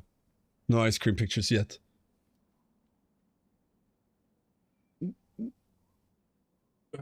Anyone wanna make like, oh god, how many is it? Like 30 thumbnails for me? Anyone feel bored? Like only 30 of them? I've never personally seen a time when we Giga Gaming been playing since MOP. I don't know, Shaman's being good as a joke since forever. Yeah, it's rough, man, and it's also partially, you know, community perception, but it's almost always in the hands of tuning. Like, if enhancement does the same damage as a Fury Warrior or as a Rogue, like, why would you bring a Shaman over a Rogue if the Rogue does identical damage and has similar damage pattern? But, like I said, there's more to it when you get into raids. M+, you're always going to have a God comp, and enhancement is not going to be part of it. But in raiding, it's different, because it's all about how the boss fight works, like when you need the damage and what type of damage you need. If you go back to Castle Nathria, you had pre-Nathria, people were raving about how garbage hunters were and how garbage Hunter was. And guess what every single raid stacked? Fucking hunters. Why? Because of their Shadowlands ability, whatever it was called. The big blue one that rained down damage on everything. For some reason I blacked out what it's called. But due to that one, you Wild Spirits, there it is, thank you so much, Wild Spirits. So due to Wild Spirits, you brought them to pretty much every single fight because you could line it up so well with everything and just have on-demand insane burst AoE. Same thing as, like I talked about earlier, with Enhancement Shamans in Amir Dursil, Season 3 Dragonflight. So many fights were really, really good for enhancement, especially for Arc. I mean, there was, of course, fights where we were decent and fights where we were bad. But if you take a fight like Farak, it was so damn good for enhancement. Same thing with Sarkareth. It was incredibly good for enhancement, mainly due to how the fight worked, less so on how good enhancement actually was. I know the joke is people only wanted Resto Shaman, same thing like Balanced Druid back in the day. I think Boomkins lost that stigma, Shaman still have it. That's kind of true. Wow, spirits. Ooh. So, yeah, it's hard to say. Like, it's partially we need to have proper defensive so we're not a, you know, liability in progress. Like, even in Dragonflight, you could play around all of it. Like, all of our defensive issues, you could play around in a raid. You couldn't play around it really in M+. Yeah, I mean, you could, but it was a lot more difficult. But in raid, you could always play around our survivability. It's just it required more playing, you know, enhancement and surviving Mythic Prog than it did playing a Ret Paladin doing Mythic Prog. Like, it was a vast difference in the amount of brain space you needed to survive the fights if you're comparing Ret and enhancement. And if you then think that Ret would do similar single target damage, more AoE, bring their other utility, and die a lot less, why would you bring enhancement? But again, that ties into what I've been talking about. Tuning. Same thing, Survival Hunter Season 3. I don't know about Season 3. Might have been Season 4 only, but I think it was Season 3 and Season 4 in Shadowlands. The only reason you brought them and the only reason survival became meta was the tier set that made them overpowered. It wasn't that they were genuinely better, they had more survival, more utility, or that they brought anything. They just did a lot of damage. That was it. So that's what we gotta hope for enhancement now. Long story short, with Sky Fury, we just gotta pray Blizzard buffs us. Right? I feel like everybody that plays Shaman is for flavor. We all love the zappy boy. I don't really see people playing Shaman purely for gameplay. I mean, I can see that, but I disagree because I myself play it for both. I mean, I love the gameplay so much, but I also love throwing lightning at stuff. I love the Sith Lord fantasy. But like when I play Elementalist build for enhancement, I don't play it for the flavor necessarily. Elementalist for me is the gameplay. It's so much fun getting them big elemental blast. Enhance is the only reason I still play the game. Maybe you can get into RuneScape or something.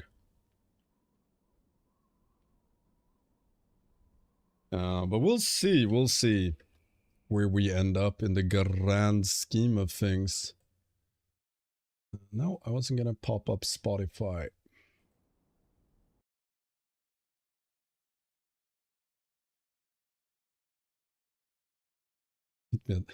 Lumberge. I love furries and thick goth daddies, so I play warrior. Ugh. Wolves are the key feature for me, plus the storm theme. Yeah, I do like the wolves, although I still wish I could change my wolves to other things as well, but I do love spawning pets. Probably why I play hunter a lot as well. The pet fantasy is fun. I think the Elementalist is the true form of Enhanced. The Storm build cuts almost all other elements out. Elementalist uses all elements. I mean, depends on what you consider a true shaman, if you will, or true enhancement. But I do agree, like, for enhancement, as they are enhancing themselves with the elements, it makes sense that all elements are combined. I do agree with that.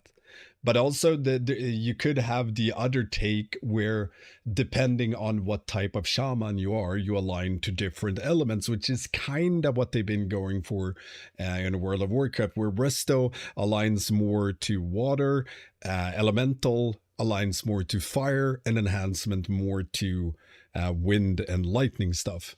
And I think I like that approach. I wouldn't say more. I like both approaches are good, right? I don't mind having all elements, and I don't mind having focused in on some of them. So I guess TLDR, I kind of like it how it is now, where Elemental, you know, dabbles in all elements. but more prone to fire. Resto more prone to water.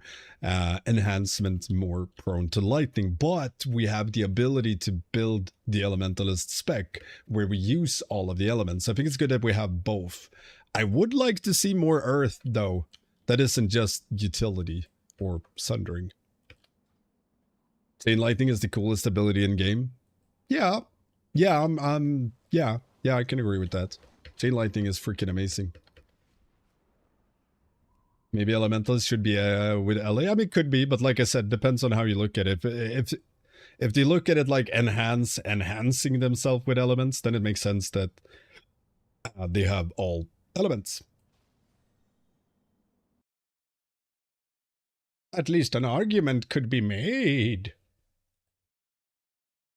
Okay, the train, where can they find I do believe. content creators?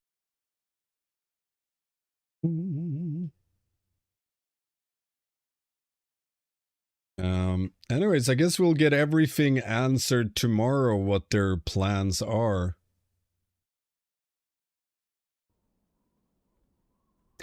Maybe they are enhancing the elements to aid them in battle? Shouldn't argue, arguing are for old married couples. I can argue anyways, I'm old. Well, I mean, technically married as well, but not necessarily to you. Or?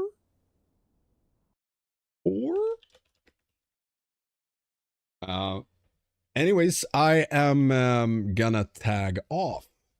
So I'm gonna run away, do some other cool stuff. I don't know if I will be streaming tomorrow, because there is a high chance that the servers or beta goes down for a new build. And I don't want to stream retail or anything right now, so then I'll probably work on videos and content. If there's any major updates on the build, then I might hop in on stream just to check them out. But most likely next stream might be on Wednesday when all the changes are in.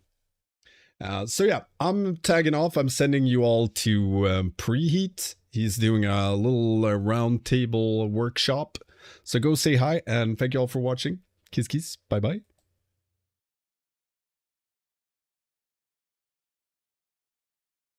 Testing 1 2 3. We're back. Can you hear me?